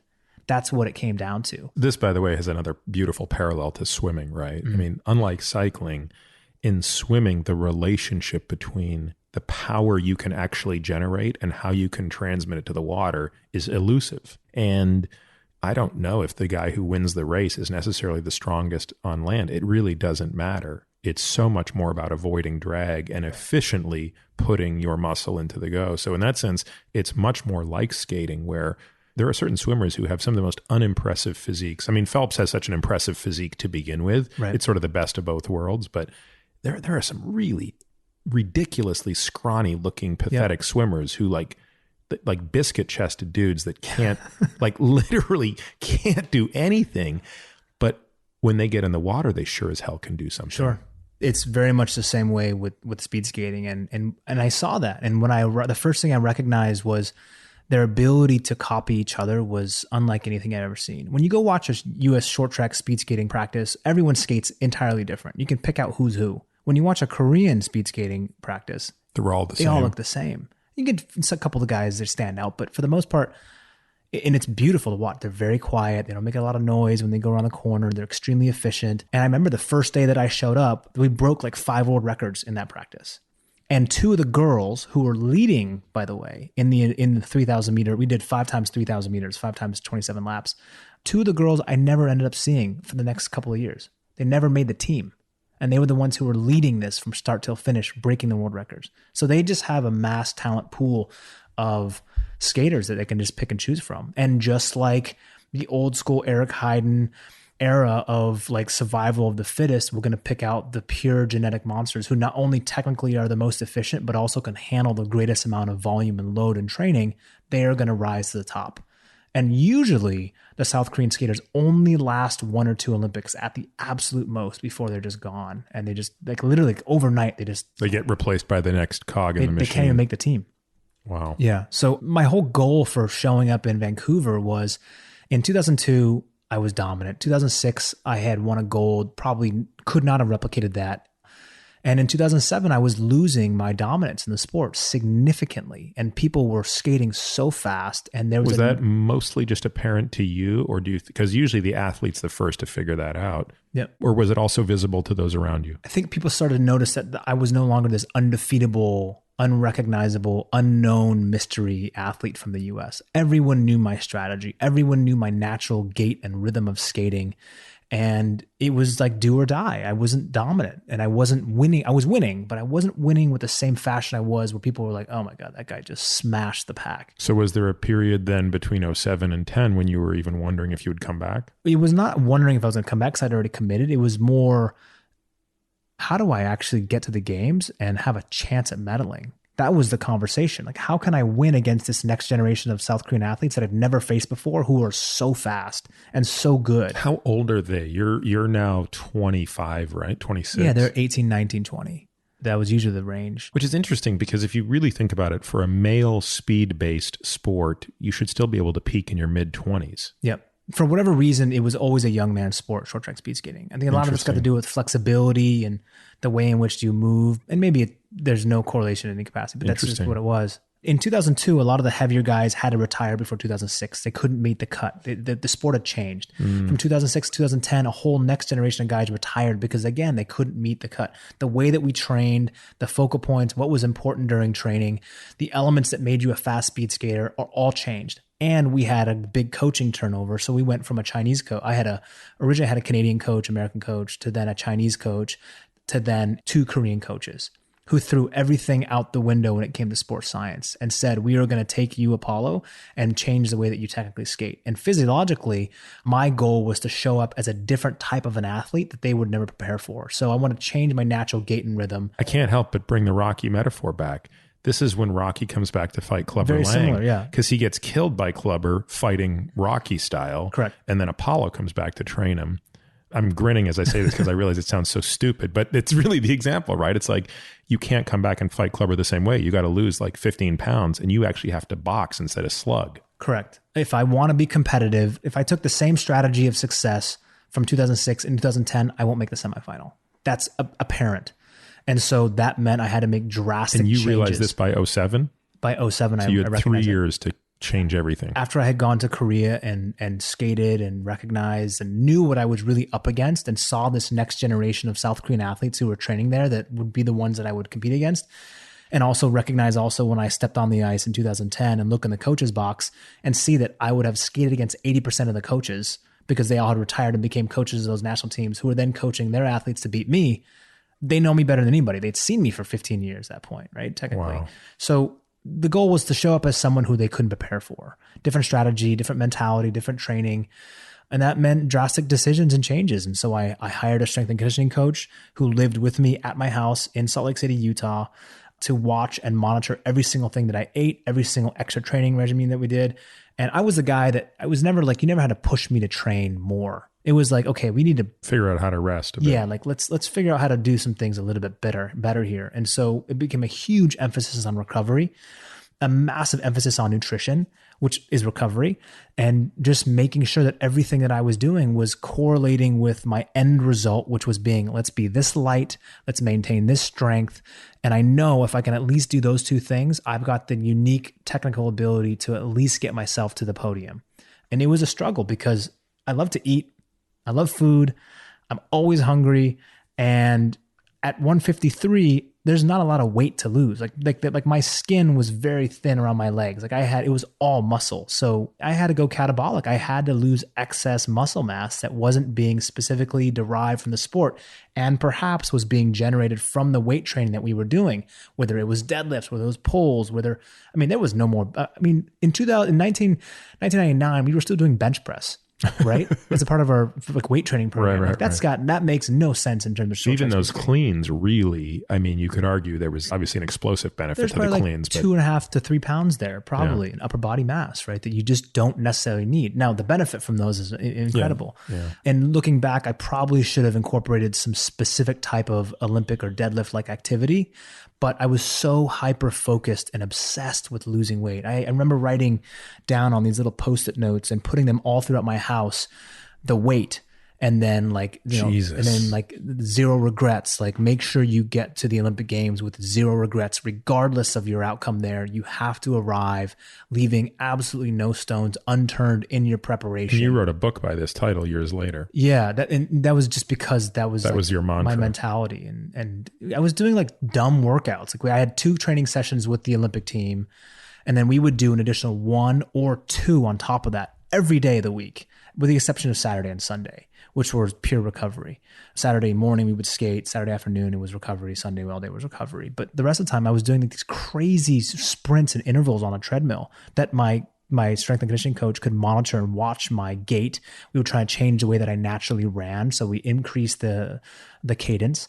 And I wanted to be a higher cadence athlete who had very high cadence versus the previous Apolo, which was all power, slow, and it was very hard. It's nearly impossible to change, but that was the goal point. And which is interesting. You come back to a cycling analogy here, right? Which is today we see cyclists riding at a much higher cadence and a lower torque to generate comparable power, shifting the load to the cardiovascular system from the muscular system. Yep. And all comes down to efficiency, right? Generate the least amount of lactic acid and increase the amount of speed and repetitions that you're crossing over in the corner. The more static you are on one leg, the more strength and lactic acid you essentially are producing. So if you can decrease the amount of time you are on each leg, the less likelihood you are to get tired, as long as you're naturally able to do that. So, I mean, it was a real struggle. Like I cracked on that treadmill. I cracked in the weight room all of the time. And I questioned my path on that process. Because you can imagine, right? I'm a guy here who I have a recipe for success. I know what works. And now you're going to abandon it. Not only do I abandon it, I go the complete opposite direction. And I change everything that I know about what made me me in hopes that I would do this gamble and show up to the Olympic Games and be the best I've ever been and completely unpredictable to the other athletes. And it remarkably worked out, but there was a lot of questioning in my head. And I remember many, many nights I'd lay in bed starving, so incredibly hungry because I for sure wasn't getting enough calories in my body. Absolutely. And just like wondering, like, is this the right path towards success? Is this going to work? Because the last thing I want to do is get to the games and be like, shit, that was a bad decision. Right. And that's painful for so many reasons, not the least of which being you have just spent 4 years before you got that feedback, right? It's one thing to say, you know, I'm going to try this new way of washing my car today and see if it produces streaks or no streaks. And then you do it and it produces streaks and you're like, well, okay, that was 30 minutes I wasted. But like, this is 4 years to figure out that the new washing technique streaks the car. Yeah. And for the first 4.5 months, like I just wasn't skating very well. I was tired. I was fatigued all the time. Other athletes on my team were better and skating faster than I was. I was doing workouts that I probably shouldn't have been doing at that latent stage. And the chatter is basically, he's sticking around for one too many Olympics. Yeah. And he's like lost his mind. Like he's like, what is he doing? Like, look how much weight he's losing on like a monthly basis. But again, goes back to that psychological advantage of this is what it took. And this is the place that I was in. And to me, having that edge of going to a place where no one else went to, and also it's very personal, right? Going to a place where you never knew was possible. It's incredibly powerful. You have a sense of inner strength when you get to those Olympic Games. And I hadn't raced a single race, but I was smiling before that even happened. Like I felt so like weightless, not only because I'd lost 20 pounds from over my career, but because I really felt prepared.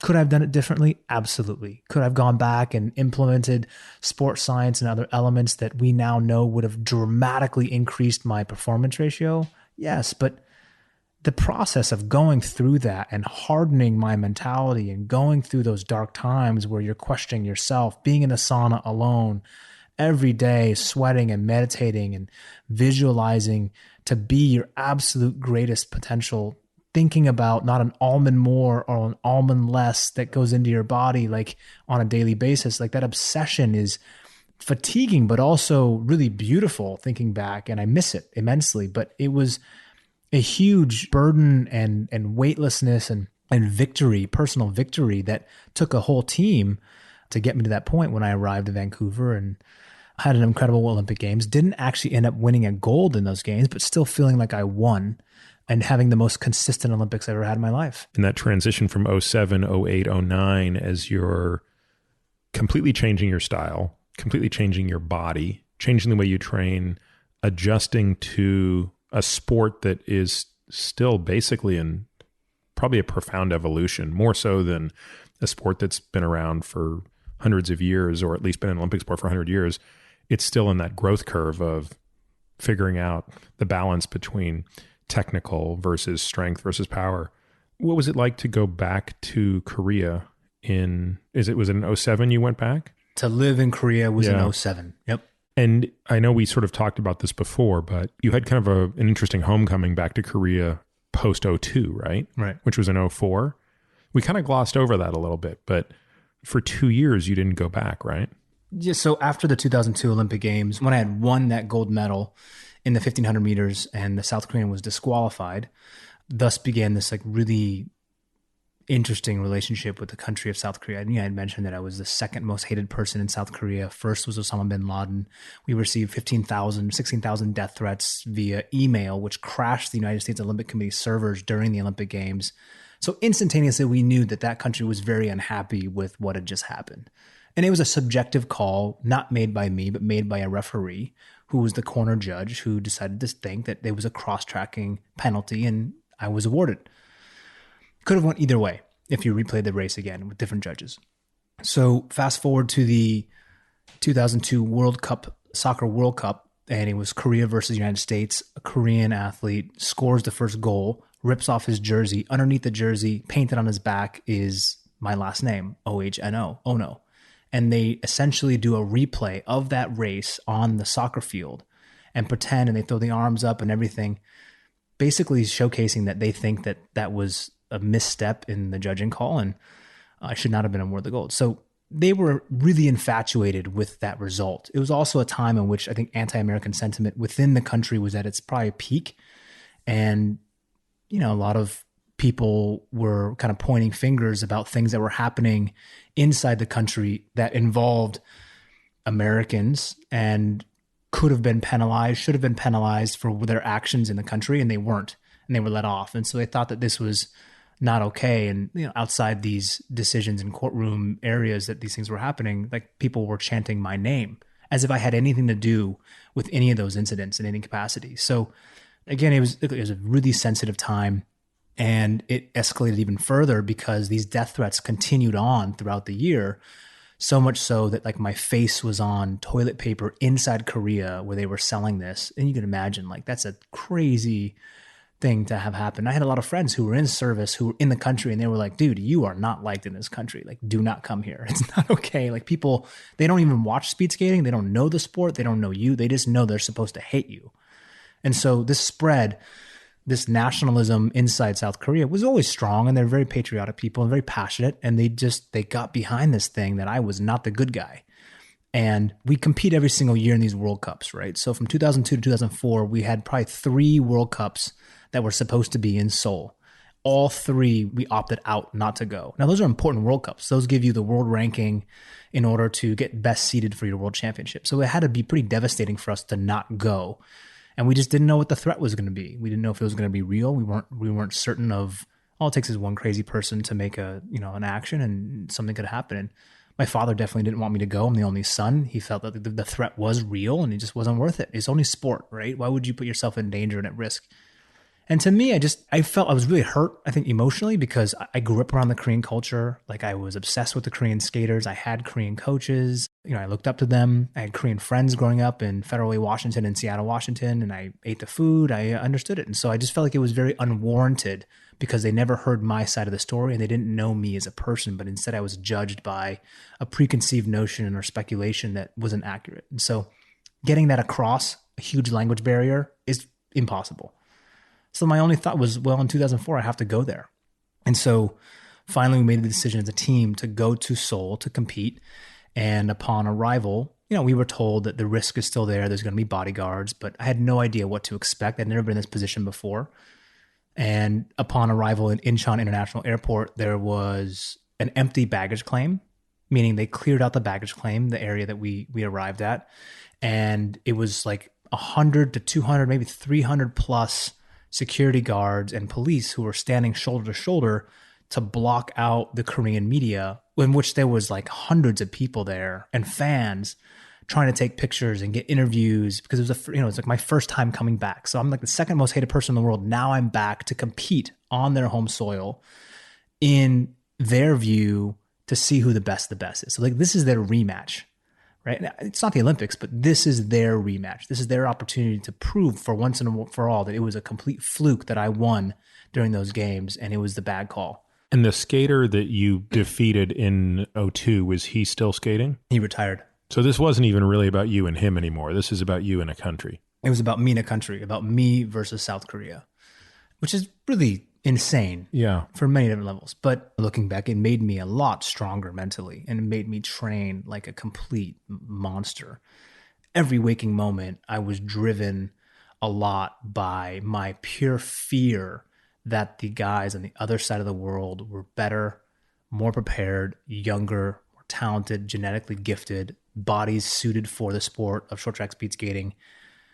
And that how can I beat them? The only way I knew was just to be tougher, right? Mentally be able to withstand pain thresholds that they wouldn't even dare step into. That was just my mentality. It's the only way that I could make up for my lack of, whatever God-given talents and abilities that I did or didn't have. And so when I arrived in South Korea, and I don't tell this story often because it never came up, but the week prior, we were actually in China for another World Cup. And usually whenever we go to China for the World Cups, they're held in like Harbin, Changchun, like these northeastern regions of the country that are very cold. Back then, they just were not nice to visit. Skyscrapers are being built everywhere. Like it's just not a pleasant place to be in during that kind of infrastructure booming period. And you usually always got sick at some point. Like the Chinese food was just not clean, or we just didn't have the bacteria to fight. And so, me being a guy who would like eat street food sometimes when I go over there, that was no longer an option. And all of my team got sick during that first week. And so we traveled the next week to South Korea. And typically when you go to a World Cup, you arrive on a Monday, compete on a Friday. So you spend Monday through Thursday adjusting to the climate, getting used to the ice conditions, understanding the environment, and essentially just preparing yourself for the competition. And so I was the only guy on my team who didn't get sick in China. But upon that plane ride from China to South Korea, my stomach was starting to feel a little funky. Talk about bad timing, right? I'm going to the heart of the lion's den to be at my best. This race and this competition is a World Cup. It means nothing overall that year. It's 2004. People don't care. No one's paying attention. It's so intrinsically important for me to perform well at that competition. Nothing else matters that year because of all these things that are encompassing. And so I arrive on Monday. On Tuesday, I have like really bad food poisoning from China. And it goes into Wednesday. It goes into Thursday. And at this point, I'm like down 10 pounds. And what's normal for the type of training you would do on the Monday, Tuesday, Wednesday? I mean, this is like kind of like a dual meet in swimming, right? Where it's like you're not shaved, you're not tapered. You're just sort of going through the motions. It's like, it's basically a meet that's a practice. Would you guys be treating these meets that way? More than a practice, but for sure not as important as the World Championships and definitely not showing all your cards. You would ideally train pretty hard the Wednesday, Thursday. Yeah, so we arrive on Monday, we'll go for a run with the team, do some skating drills and exercises. Tuesday, we have a harder, high intensity. We'll do like 5 times 7 laps intervals, right? With like 4 to 6 minutes rest in between, pretty high intensity, 80 to 90% threshold. And then in the afternoon, we'll do some form of a plyometric jump training. And all this is, by the way, like fractions of what we would normally do in terms of training. So this to us is a complete rest week. Right. But you're not even able to do this based on the food poisoning, or you are sort of still going through the motions of these practices? I'm kind of going through the motions, and by Thursday, it's pretty apparent that I'm full blown, like extremely dehydrated and starting to question whether I should even compete in the competition. Right, which is like an impossible choice to face because like no one's going to buy the story that you didn't yeah. compete because you lost 10 pounds due to food poisoning. Yeah, the story's going to be, oh, you wimped out. You know that you didn't win effectively. Yeah, you're hosed. Yeah. And then you show up and compete 10 pounds dehydrated. There's no win. It's lose-lose. And my father was actually there too in South Korea because he was really scared of my well-being. And, I was just assigned 2 bodyguards to follow me around the whole competition and the entire time. And I remember walking in on Friday, the first day of competition, and getting on the ice and hearing all of the Korean fans literally booing and just being like, I don't know what they're saying in Korean, but I'm sure something like you're a loser. It's probably not nice. It's not nice. Definitely take me out of the game. And I performed okay, actually, the first day. I did not bad. And there's something about, and I'd love to really understand the science behind this, because I've had this repetition time and time again. Whenever I got sick in my sport, I always performed pretty well for whatever reason, even through time trials. Do you think it just has to do with the forced rest that comes before it? Maybe forced rest, maybe the white blood cell count is a component. I mean, who knows what's really there? Maybe the immune system's working overtime. I don't know, but I'm exhausted. I physically feel terrible, but for some reason, my output is still very, very, very high. This time was different because I'm pretty lean already. You drop all that water. I was drinking water. It was coming right out 10 minutes later. Like literally, it was just severe, nasty food poisoning that had lasted about 3.5 days. And so, I get through the first day. I get through Saturday, the 500 meters. I was pretty much useless in the sprints for whatever reason. I just had no strength. In between races on Sunday, which is the 1,000 meters and the 3,000 meters, I'm like lying on the floor, like just trying to rest. And I ended up actually somehow just doing very well at that competition. I ended up winning the 1,000 meter, winning the 3,000 meter. So that meant this is Saturday, Sunday? This is Sunday. So on Sunday is the big day, which means you skate the 1,000 meter and then the 3,000 meter super final and then the relay all on the same day. That's how the World Cup schedule usually works. It doesn't work that way in the Olympics, but it's very, very different. And so I skated very well. And I ended up winning the competition on the home soil. So how do the fans react to this? Well, when I first got on Friday, they were all booing. And by the time I left, I would say 80% of them actually were clapping and they were cheering. And someone had leaked to the media that I was really sick during that time. And I think that had a component of that. People understood that I actually was performing at subpar optimal levels and I still was able to somehow pull it off. And it was really mentally excruciating because I very much wanted to win.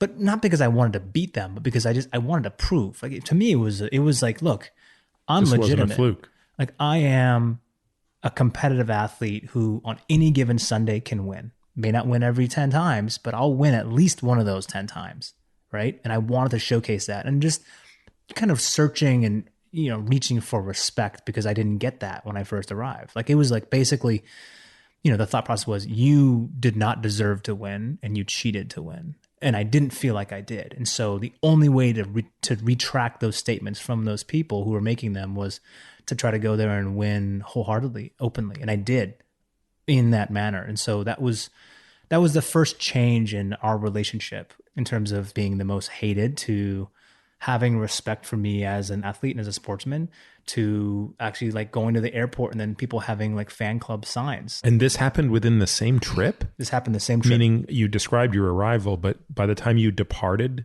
the same Korean fans were cheering for you? The same Korean fans were cheering for me in the airport. Yep, with signs. And I remember the head of KSU at the time, Mr. Chang, came up to me. He's like, I don't know what you did or how you did it, but you are leaving here in a much better place than you did when you arrived. Wow, which is awesome, because that was the actual goal. My goal was not to defeat really them, but to just show them that I'm real. Just to earn their respect. Yep, that's what it came down to, and I did it in a convincing fashion. So it was awesome. So between 2004 and 2007, you've obviously gone back to the Olympics. You've demonstrated that this isn't some fluke. You've earned their respect, and now in 2007, you're going to actually train with them as you try to come back and make the Olympic team in 2010. Yep. So again, I go back into the belly of the beast. I go back to the place where no other... And they're embracing you now in 2007? They are. But they're also, at the time, the South Korean short track team was very, very fenced off from the rest of the world in terms of their training methods. That was their secret sauce, right? We don't understand why they're so good. How do they get that technique? How do they don't lift weights, we hear, but they're so good. We watch them during training, and it looks like they're overtraining. What do their bodies look like? I mean, designed for short track. if you could be God and you could make a perfect short track skater, tell me what their body looks like. So you take your pelvis, tilt it forward. So the complete opposite of what you would do in a squat, do the complete opposite. Tilt your pelvis forward.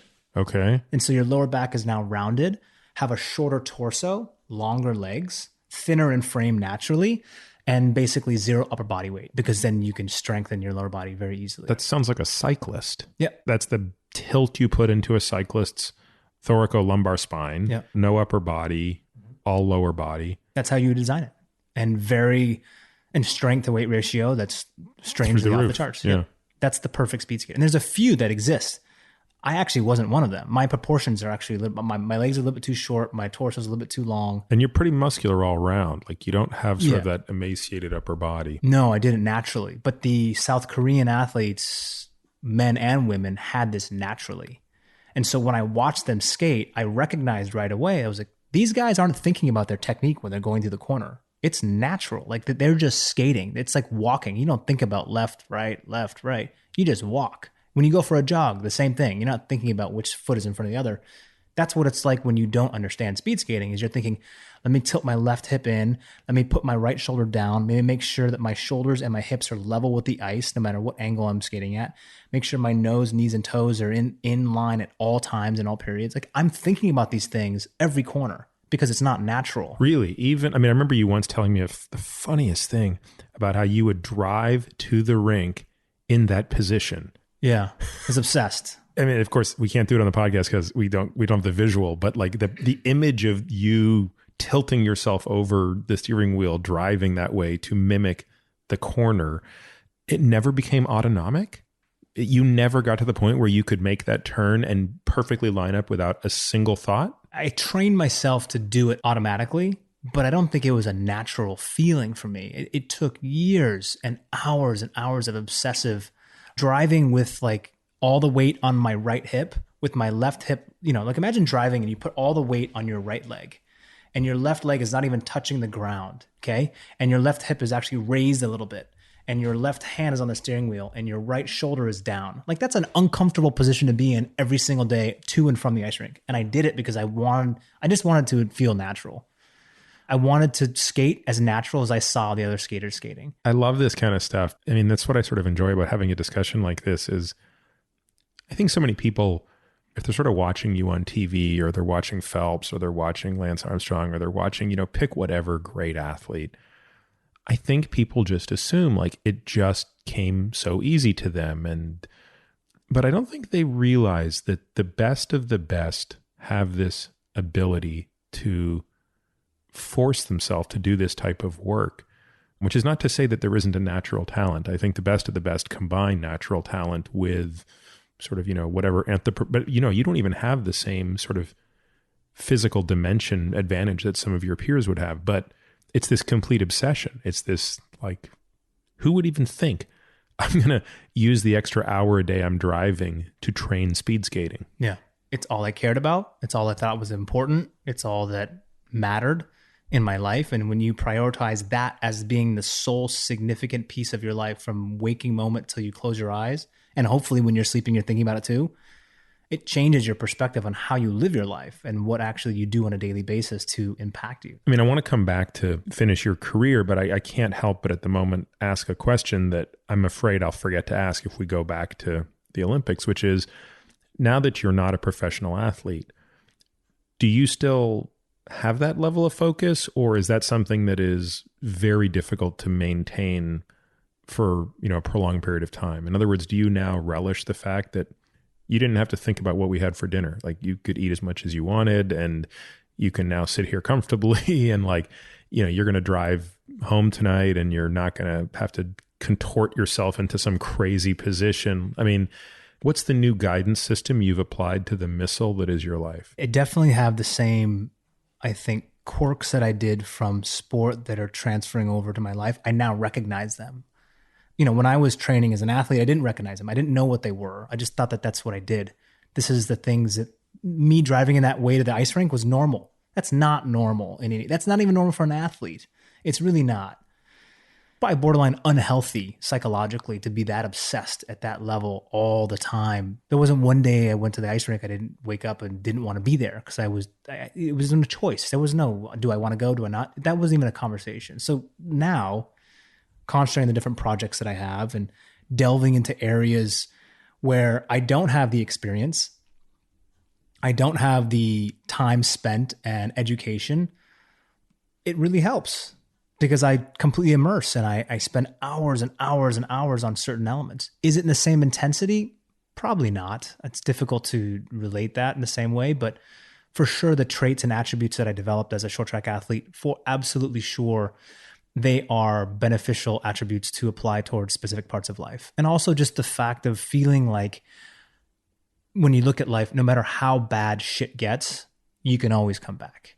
No matter how sick, no matter how tired I am, like I was able to compete, right? I was able to train. Now, in doing business or relationships, taking the same kind of mentality of saying like, I've done things physiologically I never thought was possible. I broke through barriers mentally that I think were really powerful. And how do you apply those with an open mind and with a way that's a different perspective on life? I'm much softer as a person now than I was back then. I was so rigid in every element you can imagine and tight, actually, with my time, with the way that I viewed, I think, the world, with the way I viewed my teammates.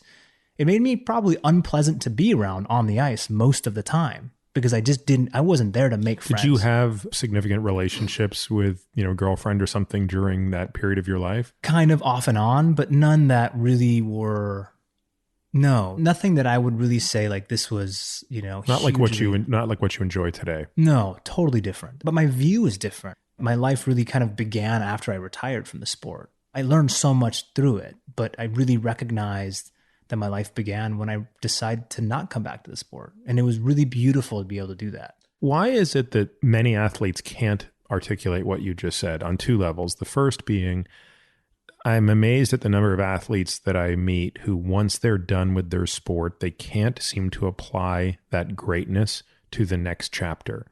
In other words, they've clearly worked hard. They've clearly learned to do something well, even when no one's looking, because that's basically what most of practice is. But they really struggle to make that leap.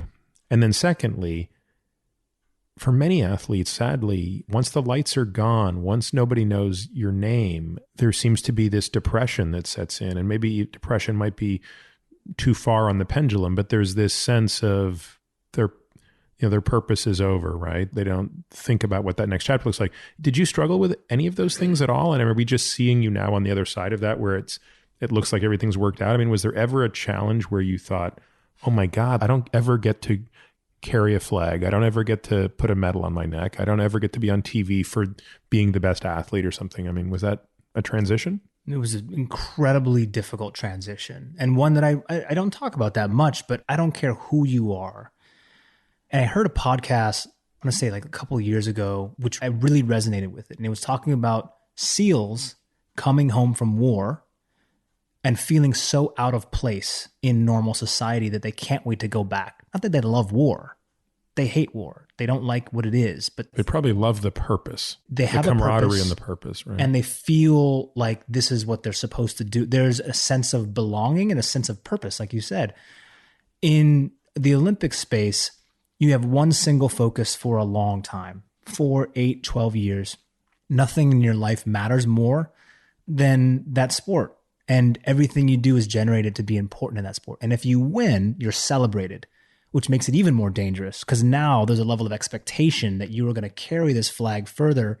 And like you said, there's a ton of attributes that you create as an athlete that are incredible life lessons that you learn through sport. They're amazing. The problem is when you retire from an athlete, you've now dedicated most of your adult life towards this one specific task that has absolutely zero relevancy to life. I went in circles in spandex for most of my adult life. Well, most of my younger adult life, right? And now I'm retired. I didn't intern. I wasn't working at like Goldman Sachs as a finance guy. I don't have experience working as a job. And now I'm thrust in the spotlight to go and basically act and interact in normal society. If you didn't make money or you didn't win medals, then what do? Like you basically, you sacrifice like the first 12 years of your life that you normally from the age of 18 to 28. Those are so incredibly important to gain expertise and experience and social skills and personal development and try anything that you want and fail at them and it's still okay and get back up. You didn't have that opportunity. You're now starting out as an 18-year-old, but you're now 28 years old. Right. And so that's the challenge is from a competitive perspective, when you've got a corporate entity looking at hiring or perhaps you want to get a new job, like, hey, that's great. You're an Olympic athlete. I know you probably work hard. I know that you probably spend a lot of time doing this, this, and this, but you've got zero work experience. You didn't finish college. You don't have any idea what it takes to be here. Like maybe I'll take a risk on you. Maybe I won't. It's a difficult position to be in. But on top of all of that stuff, you have to look at the actual psychological issues that exist. And that's where it really, really gets dark. I'm not excluded from that. I was so fearful in 2008 that when I retired in 2010, I wouldn't find my place. I wouldn't find my running start. I didn't want to go from 2010, retire, 2014 or 2013, say, I'm coming out of retirement. I want to go for another games. I never wanted that to be me. I said, as soon as I retired, I really, really want to walk away because I'm doing something else. And I want to win at something else that's completely unrelated to speed skating. It's unrelated to the Olympic space. So it's almost like a chip on your shoulder. Not everyone is like that, but that was my perspective. And, you know, a lot of athletes, when they retire, like literally like at the snap of a finger, when they come home from the Olympic Games, there's no coach. There's no training program. There's no cafeteria. There's no more structure and schedule that has been kind of given to you in a way that's pretty easy to follow. You wake up, you go to the ice rink, you train, you come home, you eat, you focus on skating tapes, sharpen your skates, go back to the ice rink, train again, et cetera, et cetera. It's very mundane, but specific, but pretty easy to follow. It's simple. I say not easy, it's simple. That's a great point, right? There's a big differentiation between simple and easy. There's nothing easy about it, but there's a beauty to being able to focus on one thing at the exclusion of pretty much everything else. Yeah. And now you wake up and, man, what do I do? Like, how important is money? How important is having a family? How important are relationships? How important is personal self-development? How important is my nutrition? Do I even understand nutrition? My nutritionist gave me the food to eat. Do I go for runs? Do I work out? Like, so I see a lot of athletes go. Is there much effort around preparing athletes for that transition in retirement? There used to be. I don't know what it's like now. I think there's probably more of an emphasis now, but people always tell you, look, your Olympic career will end at some point and you have to be prepared for the transition. We used to do these things called USOC summits, in which 2 years before the Olympics, you would go to a winter destination. For example, we would go to Park City, and then all of the Olympic hopefuls and existing Olympic athletes in the past, 2 or 3 generations would come. Eric Heiden would be there. Bonnie Blair would be there. Dan Jansen would be there. Michelle Kwan. These people would be there, and you basically would talk about what it takes to train for the next 2 years and then what to do before, during, and after the Olympics. The issue is no one really takes it seriously because you have this invincibility complex that, you know what, I'm not going to get hurt. Sure, like I'm just going to keep skating until I die. And I was naive enough. Remember, I made some bad decisions as an athlete. I told you pretty early. I was asked at the age of 17 at one of these summits 2 years before the games.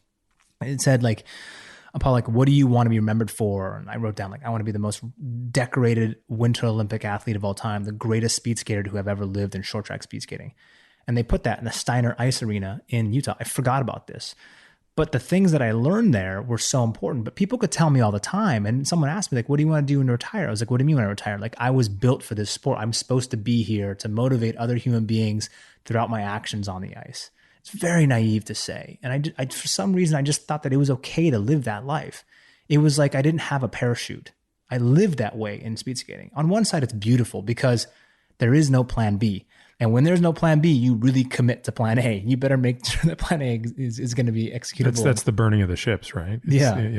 You burn the ships so you can't leave the island. But again, there's still something here. There's a difference, right, between people who seem to get more out of the sport. It's almost like they're actively versus passively participating in the process, right? Oh, yeah. You can very passively participate, I suspect, where you follow the lessons and you go through the motions of doing everything you need to do for the sport. versus I think a more active way of doing that. And I say active in an emotional way, not a physical way. Obviously, both examples are physically active, but to be emotionally active through that process, I suspect you are, whether consciously or subconsciously, assimilating the knowledge, the skill, the failure, the discipline into what could be the next chapter. So let's go back and finish. How does the story end?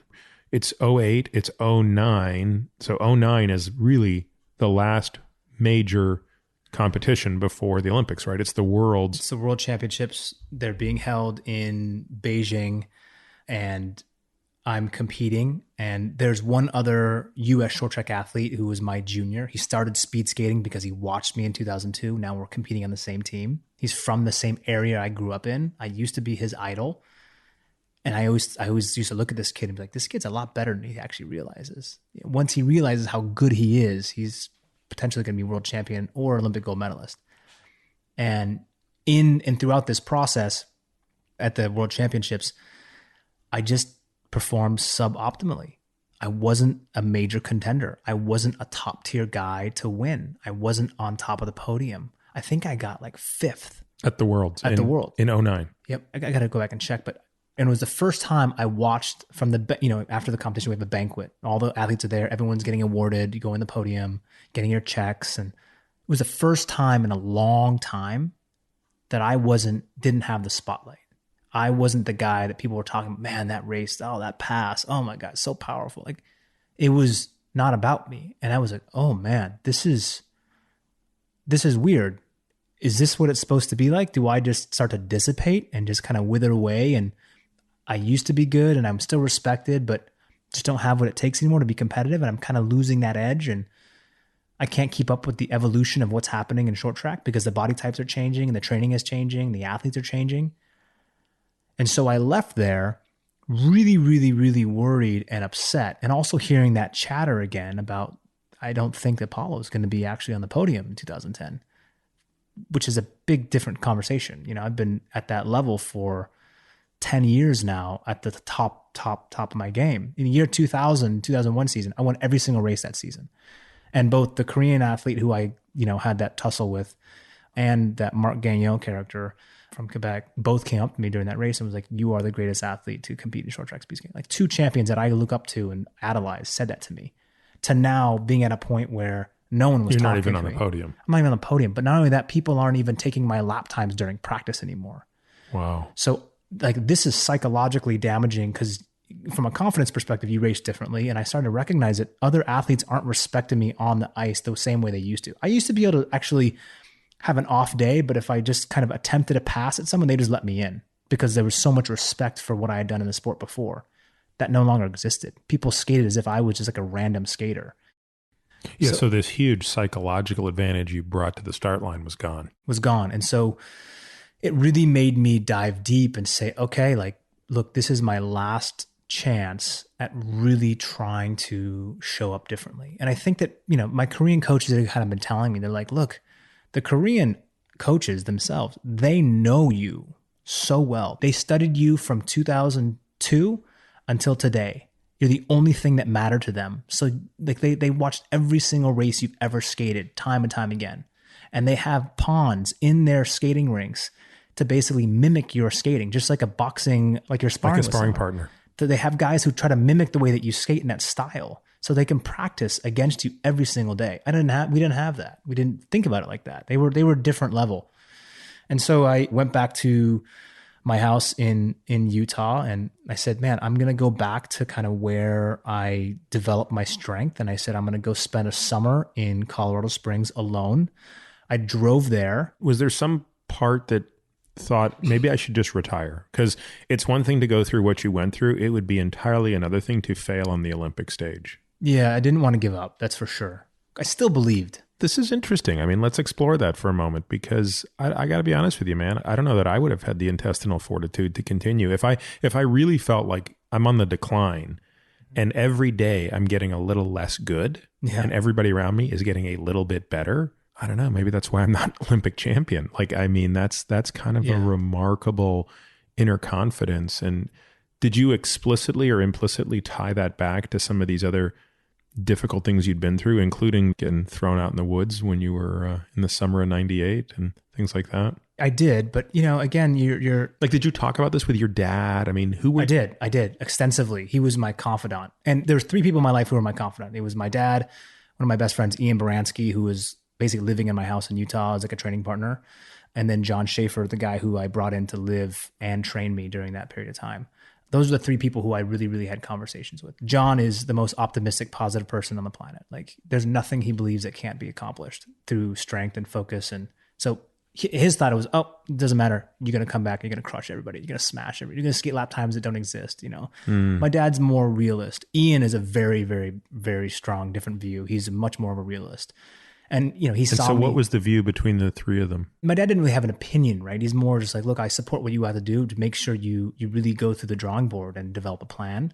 And I was a different person then. So my dad I think he was happy to see me, but he also recognized that it was not going to be easy. John at the time was like, well, I think this is still possible. You can still win every single distance in the world and you won't lose in the Olympic year. That's his attitude, which I needed to have that around because I'm not naturally that type of a person. And then Ian was... Meaning you naturally don't have that much confidence? I have confidence, but it's different. Like, it's not like I walk in and say, I can't lose. There was times, right, when my equipment was on point. Like, earlier in my career, I was like, I could fall down and I could still win this race. Like, no one's going to beat me. I'm just that much better than everybody else. But at this point, I was battling some small injuries and some equipment issues and nothing was quite right. So I never felt like I was 100%, like maybe 80% of the time. So the one person I felt like really knew me was my friend, Ian Baranski. Now, to give you kind of some backstory, like as a short track Olympic athlete, you never show your cards, even to your teammates, because eventually you race against them in the Olympic trials. Right. So you kind of show, like you always hold something back. And so I was really, really good at that. So people didn't really know like what was going on internally. They just thought that I was like this stoic, never show pain, incredibly focused, super hungry, quiet, kind of crazy guy who just comes to the rink with an insatiable appetite for pain and training every day. Like with like a complete robot. Like that's who Apolo is.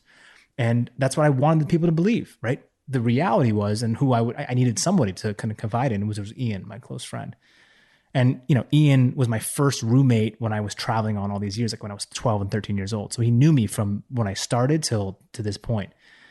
And he basically was like, look, you are not the same athlete you used to be. Like you're actually, even though you have the same recipe for success, you're just not the same. You're older, man. Like your body's stiffer. You don't skate the same. You don't look the same. Your equipment's a little bit different. The other athletes are changing. The sport is changing. And, he's just keeping it real, right? Someone has to. And so I kind of went back and I'm like, man, like how do I, in my view, like all these years spent training still only matters on this one day. In the Olympics, like none of this stuff matters. My previous wins in my own head. My previous wins don't matter. I keep my medals inside my sock drawer in my house. I never bring them out.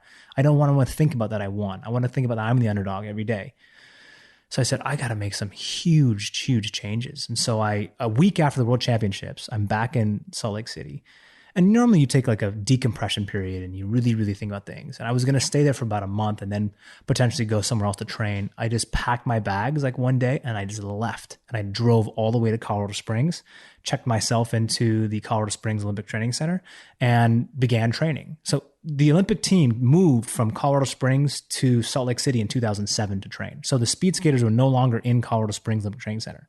So when I arrived back there in 2009, I was the only guy there. Everyone else was off training in Utah or wherever else. And I brought my bike and I basically set up a little training plan. And I just trained solo. And this is like February, March of 09. Yeah, this is like February, March, April, May. I think I first saw the team again like the end of May. And I spent that entire time in like essentially complete solitude, just training by myself. And I just, I just like anything else, like you analyze the situation. What are the goals? What are you trying to do? What type of training you need? And mine wasn't based solely on sports science because I didn't seek that route. I probably should have, but I didn't seek that route. I just like, okay, got to improve cadence, got to lower the body weight, maintain strength, but really have to just get an incredible aerobic base shape like you've never been before. And that's going to carry you throughout the rest of the year so that you won't have issues with burnout or, with any overtraining, et cetera. And do you develop that aerobic base on the bike or on the track more? Well, we don't skate in the summer that much. We don't skate till the end of May. So that period off. So it's on a bike. It's on a bike. It's on inline skates. It's running. It's with treadmill. It's with Stairmaster, but it's really spent a lot of time. For me, I use the Manitou Incline in Colorado Springs, which is like this scar on the road. It's 1 mile of cog railroad steps that go up. And that was my sanctuary. Like I lived on that thing so many times a week. I used to go up it with weight vests and jumps, and you can't beat that thing. It's just one of those elements where you just get a little bit faster at it and you get easier to compensate, but you hurt just the same, no matter how fast or slow you go. And so what's the fastest time you could make it up that? Mine was like 17:36 or 17:38, which is fast. Oh, and obviously lots of athletes do this, right? It's not just the skaters. Yeah, a lot of athletes. I would say the average time is probably 22, 24. Between there. And that 17 and a half minutes was not with the 40-pound weight vest, I assume. No. It was clean. I needed to go back to that space again of like, this is where I started. How much of that training do you think was for your brain versus your body? 90%, 95%. I was probably doing everything wrong, to be completely honest with you. There's no reason why I should be going for a 3-hour bike ride. My races last no more than 2.5 minutes. And of those 2.5 minutes, I'm probably only really skating for 1.5 minutes. 3.5-hour bike rides going up and down like the canyons, they're important. Maybe you go a couple of those rides, but you don't need that. I should be doing specified interval training according to the time that's under duration. And you can extend that, but I shouldn't be spinning my wheels for hours at a time. But what did I gain? A mental perspective and a honed focus and a resiliency, and the feeling that I was reinventing myself was really important to me. Psychologically. So I would walk on the ice differently. I would walk into the ice rink differently. I would project a different type of energy upon my opponents and other skaters, and my confidence level would be higher. So that's what I went after. And it wasn't until I came back to Salt Lake City and invited John Schaefer back into my home until he said, look, no more of these 2-hour runs. Like, what are you doing? This is like so 1960, like you're wasting your time and you're actually training the sprint out of your body, which is your biggest strength.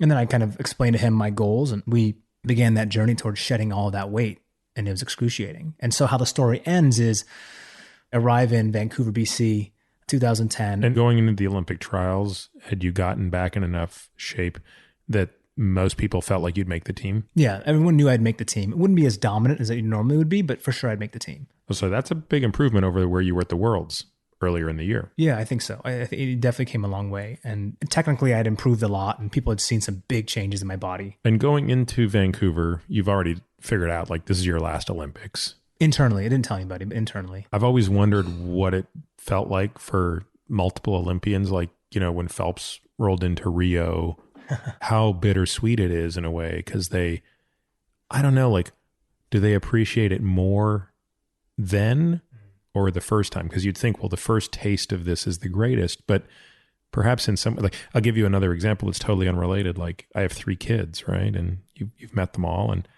I remember when the first one's born, I'm thinking, this is the greatest thing in the world. And now our third one, you kind of know it's your last one. In some ways, I think I'm actually enjoying it even more. Like, changing the diaper is like, you know what? There's going to be a day when I don't get to do this anymore. And so did you have that sort of feeling when you walked into the opening ceremony? One, you're being probably looked at now as the leader of the team, right? Mm-hmm. You're certainly one of the leaders of the team, just from a maturity standpoint and experience standpoint. And you also know inside, like, hey, I don't get to put this uniform on and walk into this opening ceremony again. This is really the last hurrah for this chapter of my life. It's an absolute greater sense of appreciation for what you're doing. And also that you know that this is it. And I'm older, more mature. I can appreciate the process that I've been through. I've got scars. I've got wins and losses.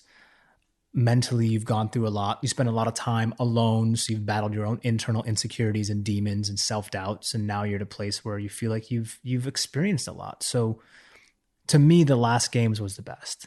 For sure. When the first Olympics was incredible, never take it away, but I was so young, difficult to absorb that type of information at that rate of speed, which you've never had access to before.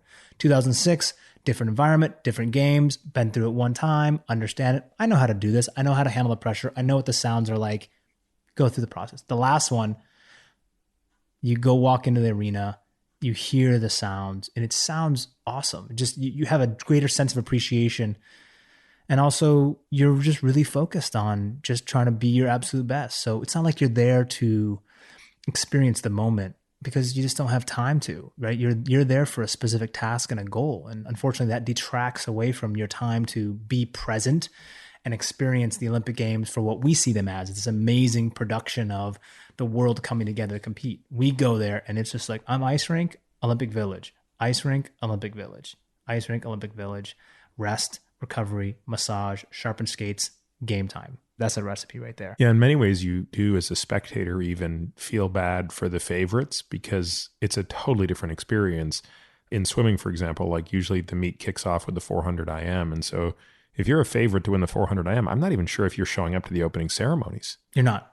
You're absolutely not. Yeah. I mean, it's like, whereas if you're not a favorite, if you're like not even going to make it out of the first heat, you're going to go to the opening ceremonies because that is part of like, that is the experience, right? You're probably going to go to the opening ceremonies. You're probably going to have a drink. Yeah. So it's important to keep in mind like the sacrifice that has to be made if you really want to win. Using that very specific example. It's a moment in time, right? So as much as you want to have fun and go talk to the other athletes and mingle with the different cultures and community, you've trained your entire life for these 2 weeks. And you are not going to allow one slip up to detract away from that in these 2 weeks. And it's funny because when you're 4 years away from a game, it's like when it's 2006, oh man, I'm 4 years away. This is going to take forever. Like this is, I know I hear everyone says it's going to be here before I know it. And then 2 weeks during those games, you're like, man, I wish I had another year of training. Mm-hmm. You're not saying that in 2006. You're wishing like the games were in a year or two. And so it's a different perspective. But I arrived and I hit my goal set in terms of my weight and my cadence. And the first check mark for me was when I got on the ice in Vancouver and the Chinese coaches are there, the Canadian coaches are there, the Russian coaches are there. All the coaches from the different teams are there and they're videotaping our practice as they are everyone else's practice because it's the first look at seeing which shape you're in. Did you change anything since the last World Cup? Is your body weight different? Are your equipment different? What are you doing differently?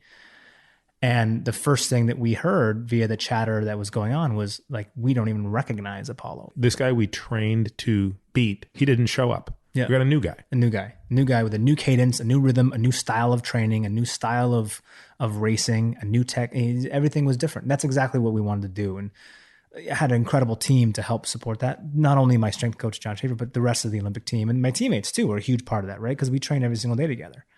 And it's a really, really powerful feeling to be able to show up. And like, to me, that was the win, actually.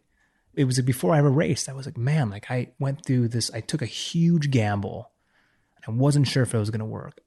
I think it did. I feel like it did. Everyone else is saying like it did. My coaches are beyond happy and they can't believe what we just accomplished. And I haven't raced a race yet. That's a very powerful feeling to go into your first race with. And then from there, it's like, look, I've done the work. There's nothing more I could have done. I wouldn't change anything. And it's time to just focus on strategy and compete. And I ended up winning another 3 medals at those games and retiring with 8 medals. Were you sad or happy at the closing ceremonies? Was that? It was both. I was both sad and happy. I couldn't believe that my life had turned into this direction. I couldn't believe that I'd spent this much time dedicated towards a sport. I couldn't believe the amount of press and interest that we were getting from a crazy sport like short track speed skating, and just feeling grateful. And then also kind of promising myself that like, hey, like any opportunity that comes your way, you are going to say yes, no matter what, for the next year. And then thus began when I walked off the plane from Vancouver. I like wasn't in one place for more than 2 or 3 days, just bouncing around from speaking engagement to appearance, to meeting, to sponsorship related stuff. And it was incredible. Who were your sponsors by the end of the 2010 Olympics? Who were your main sponsors? I had Alaska Airlines. We had Omega. Subway was still? Subway was, yes, that year. Coca-Cola was a sponsor. There's a few others, but those are the major sponsors. And when did you announce your retirement? I announced my retirement in 2012 publicly, but I knew in 2009 this was my last games. Mm-hmm. It was just one of those things where I was happy and I really wanted to complete the game. Like I always talk about that, right? But like I never wanted to come back. I never wanted to finish my career feeling like I was missing something. Like I had an itch. I didn't want to be going down the line working on some new app and be like, man, I think I'm going to come up out of retirement. And I had that feeling watching Phelps in 2012 during the London Olympics. You had that feeling for him or yourself? For myself, to wonder like, man, I'm still in great shape. I still feel really healthy. I know a lot more about myself, nutrition, technique, training than I ever did. I'm pretty sure I can make this team, and I'm pretty sure I can be competitive in the Sochi Olympics in 2 years.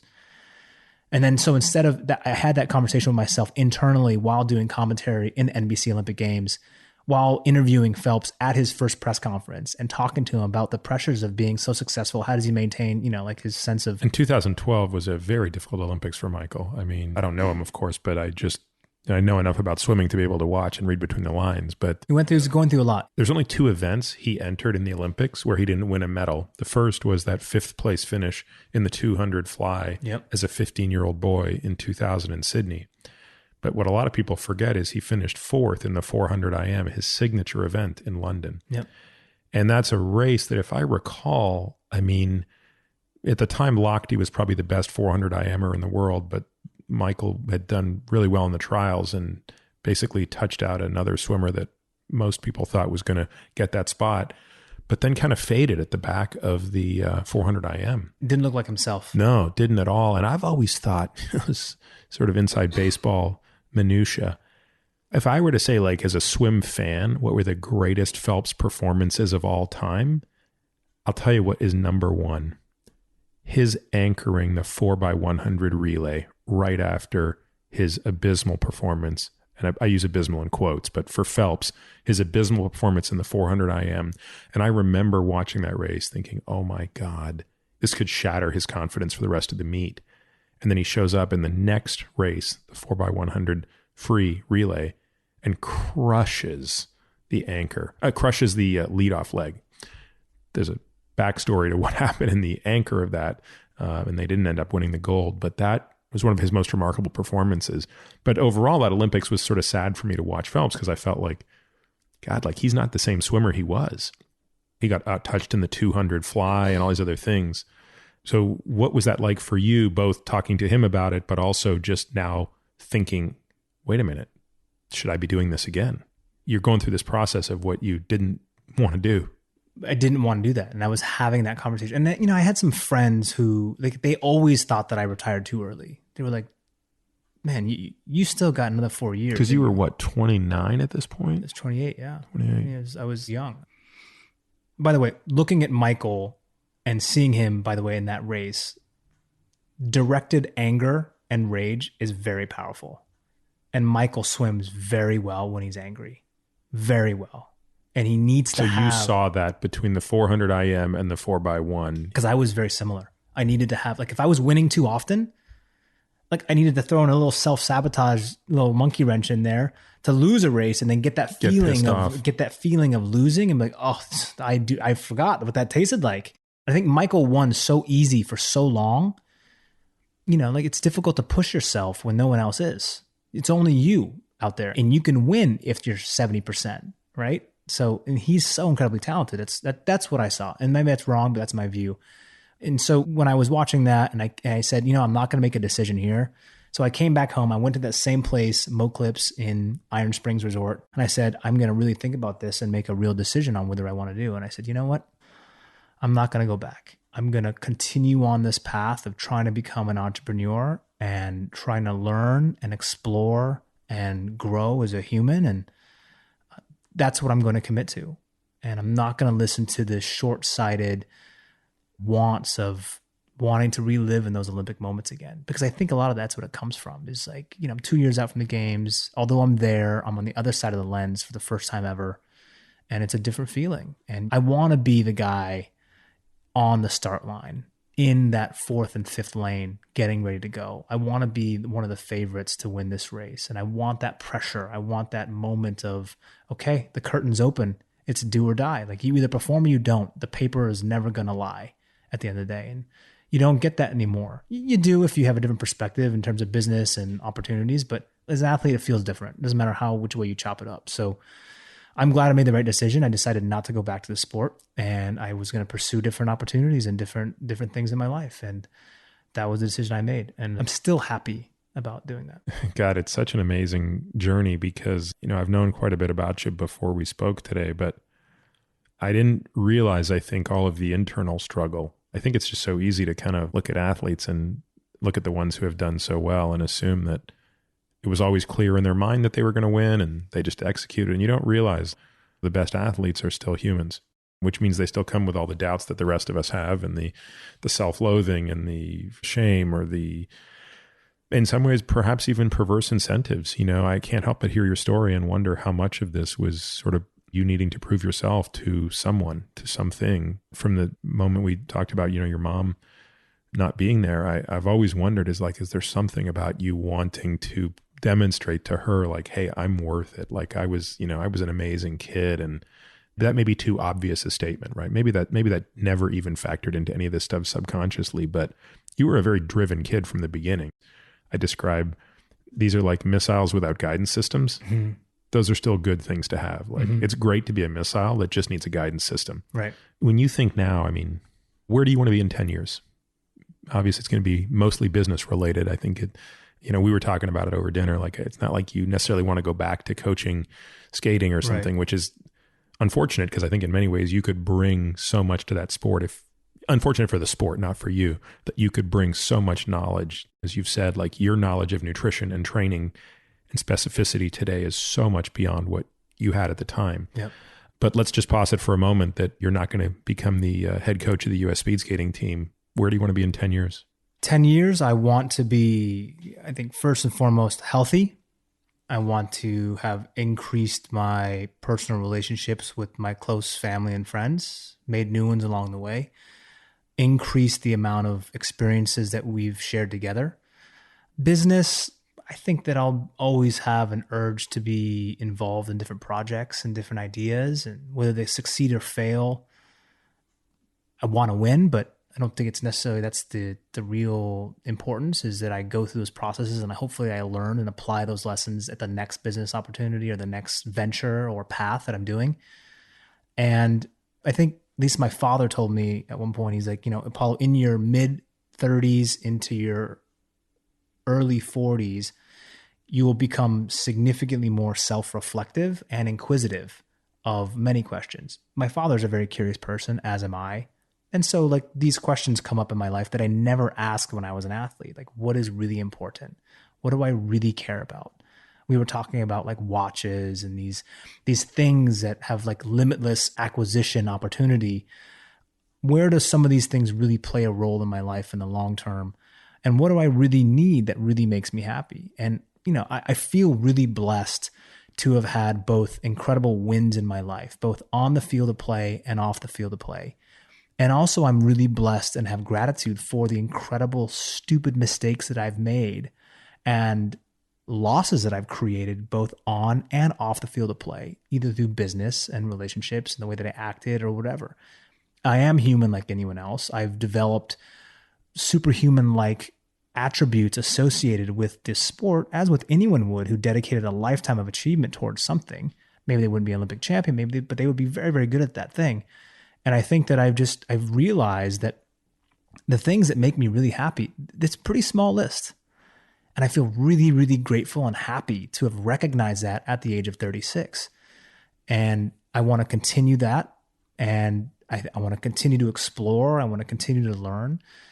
And hopefully I can give back and teach the next generation of kids and people, whether they want to be an athlete or not. I believe that everyone should be playing sports in some capacity, regardless of your output or your skill set. I think there's amazing life lessons that are learned about how to win, how to lose. And just like I went through about committing and dedicating and sacrificing and going through the physical pains that you have to go through, I think there's really, really powerful things. Even if you just suck and you're the last guy picked, it doesn't really matter. There's things that you learn through that process. I think they're difficult to teach if you don't have the physical component that's associated. And so I think about that often as every year that goes by. I'm 8 years retired now from the sport of short track speed skating. I have no desire to go back. I love going to every Olympic Games and commentating. I feel at my element. It's a homecoming and reunion for me to see all my old friends and associates, and I keep tabs on the race. And sometimes I watch speed skating tapes until 4:30 in the morning and realize like, dude, this doesn't matter anymore. Like, put it away, And then also just trying to find out and understand more about myself. And I think that's really interesting. And so, I've gained a lot from just spending time and learning from people who I don't consider to be, if you ask me when I was younger, experts in their field. But now I've had a much more open mind. I've learned a lot from you. I've learned a lot from a lot of the people that you are friends with, a lot of these different podcasts, and the advent of technology and access to information is so incredible. When I went in my first Olympic Games, we didn't have Instagram.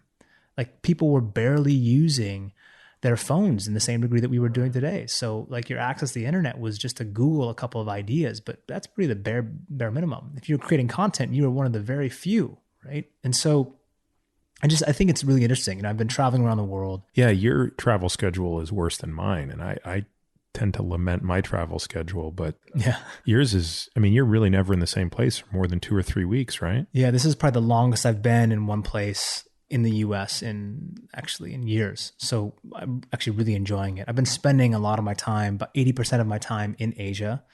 And my routine is pretty aggressive. I've always had a fascination with Asia in general, both the food, the culture, the people, the diversity, the growth, the opportunities that exist there. But you still don't speak Japanese fluently. I know. I still don't speak Japanese fluently.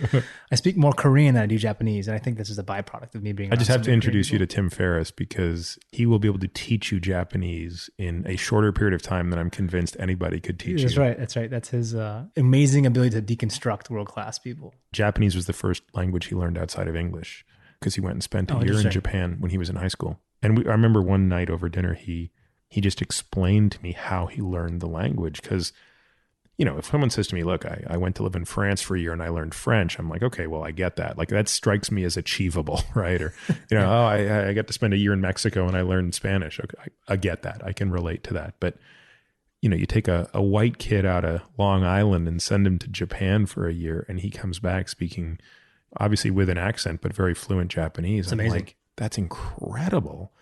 And he can really articulate that process. So I don't know, we might have to make that happen. Yeah. I'm sure it would make your dad pretty happy, right? It would make him very happy. My dad still counts in his head in Japanese. So as much as he wants to be full on American, as he is American, but he still can't shake that. Man, I know they're waiting for us inside. So I guess we should, continue this discussion off the mic, but I want to thank you so much for everything, for coming down, and also just for being so generous with your insights as well. I know I'm guessing that a lot of what we talked about today, you've talked about 1,000 times before, and it's sort of like, God, do I have to tell that story all over again? but I think we've also talked about a bunch of things that certainly I've never heard before, and maybe that means that for others, there's also more of a collection of stuff here. Last question I have for you, though, is thinking about your racing career. You talked a lot at the outset about your father instilling this belief in you that there should always be this pursuit of perfection, even if you never get there. Is there a race, when you look back at your career, that was the narrowest gap between what you perceived to be the perfect race and your actual outcome?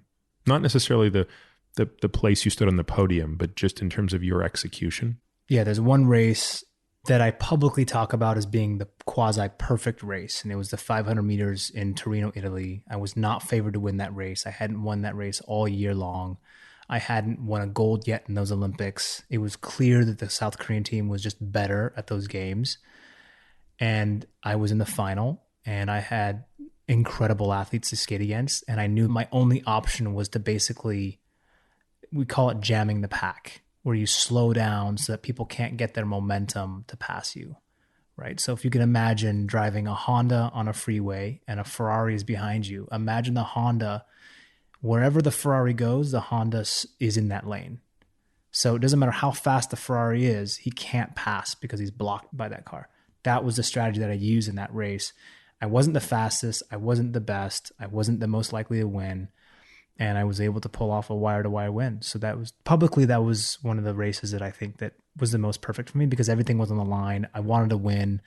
Everyone had kind of given up on my team. They thought that I wasn't going to win that race. My sports psychologist at the time basically said, Apolo, this is your second Olympic Games. Amazing what you've gone through. Crazy that you came back and you won another couple of medals. You should be really proud of yourself. And I took that as like, are you giving up on me, man? Like, there's only one more race left. And so it was personally very, very powerful and visceral. And then I've had a couple of other races where just execution wise, it was so perfect. Just the pass, being in that flow state, everything felt very automatic and easy. It slowed down. The 1.5 minute long race felt like 5 minutes. I felt like I produced 0 lactic acid in my body, and it felt like I just was simply significantly faster than everybody else. I felt like Neo from the Matrix. And I don't say that with any exaggeration. It just felt so incredibly easy to maneuver and dance on my skates and pass, that I was like the puppet master. And those are the feelings that I think all of us are addicted to, whether you're a writer, whether you're a doctor, whether you are a singer. You have that one glimpse of being in a true state of flow, and it's so difficult to replicate. And you spend years searching for that one time. And you do everything possible. You go back and you track, what did I eat that day? Well, I had 3 grapes in the morning. Well, you know what's going to happen for the next 2 years? I got 3 grapes and they're all green for the rest of my life, right? You just try to replicate because you don't know what changed. And I'm not sure we can really identify what that is, but those moments are the ones that I crave. And I get into those moments no longer in sports. Sometimes I get it to when I'm in the gym, when I'm alone. That's my sanctuary. But in conversation, like our conversation, 3.5 hours went by earlier and I had no idea because I was so transported into that moment. And to me, that feels perfect because you're present, you're here, the quality of time is being spent. And, hopefully people at home didn't fall asleep listening to my crazy speed skating stories. I'm sure they didn't. I'm going to get you into race car driving because that is another example of where this flow thing happens. So your lap time on the track is like, you'll focus on that. I mean, in many ways, to me, driving a race car is basically just a bunch of time trials. Mm-hmm. And I know it sounds like a cliche, but my absolute fastest laps in any car on any lap never feel that fast. Yes. That is the most amazing feeling. Usually when I set a lap record, which is just meaning my lap record, like I'm never going to be the guy that sets the actual lap record, but my lap records are always after the fact. I just notice it. I'm like, wait, you took like 0.5 off your fastest time ever. And that felt effortless. That really is a beautiful feeling, isn't it? It's an amazing feeling. And you're right. It is so addictive. And I think that's part of why competitive sports have been displaced by, things that I do, not necessarily competitively, but just competitive with myself, like, archery and race car driving and these things. Because you're waiting for that day when it's like, oh my God, you did 12 out of 12 shots, all bullseye. How did that happen? That's why people run. It's why people do Ironman. It's why people do triathlons. It's why people do everything.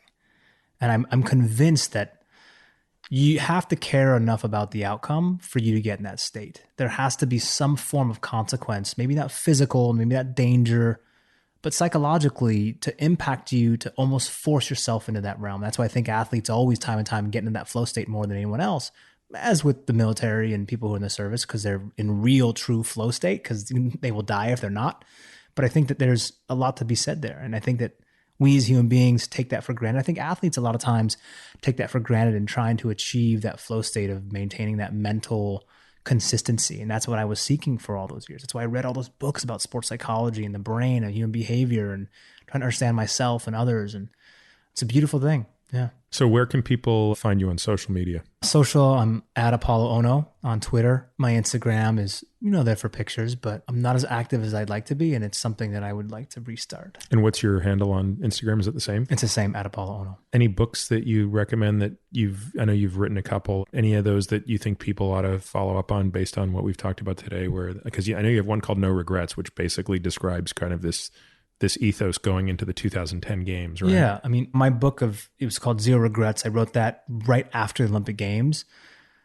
I had an amazing experience. Zero regrets. Yeah, regrets. I said no regrets. But it's kind of like a snippet into my life. And also, you got to remember, I was in that mind frame of really just post-Olympic Games without all these other experiences involved, to be able to really think back objectively and think and remember and really understand what was happening at the time.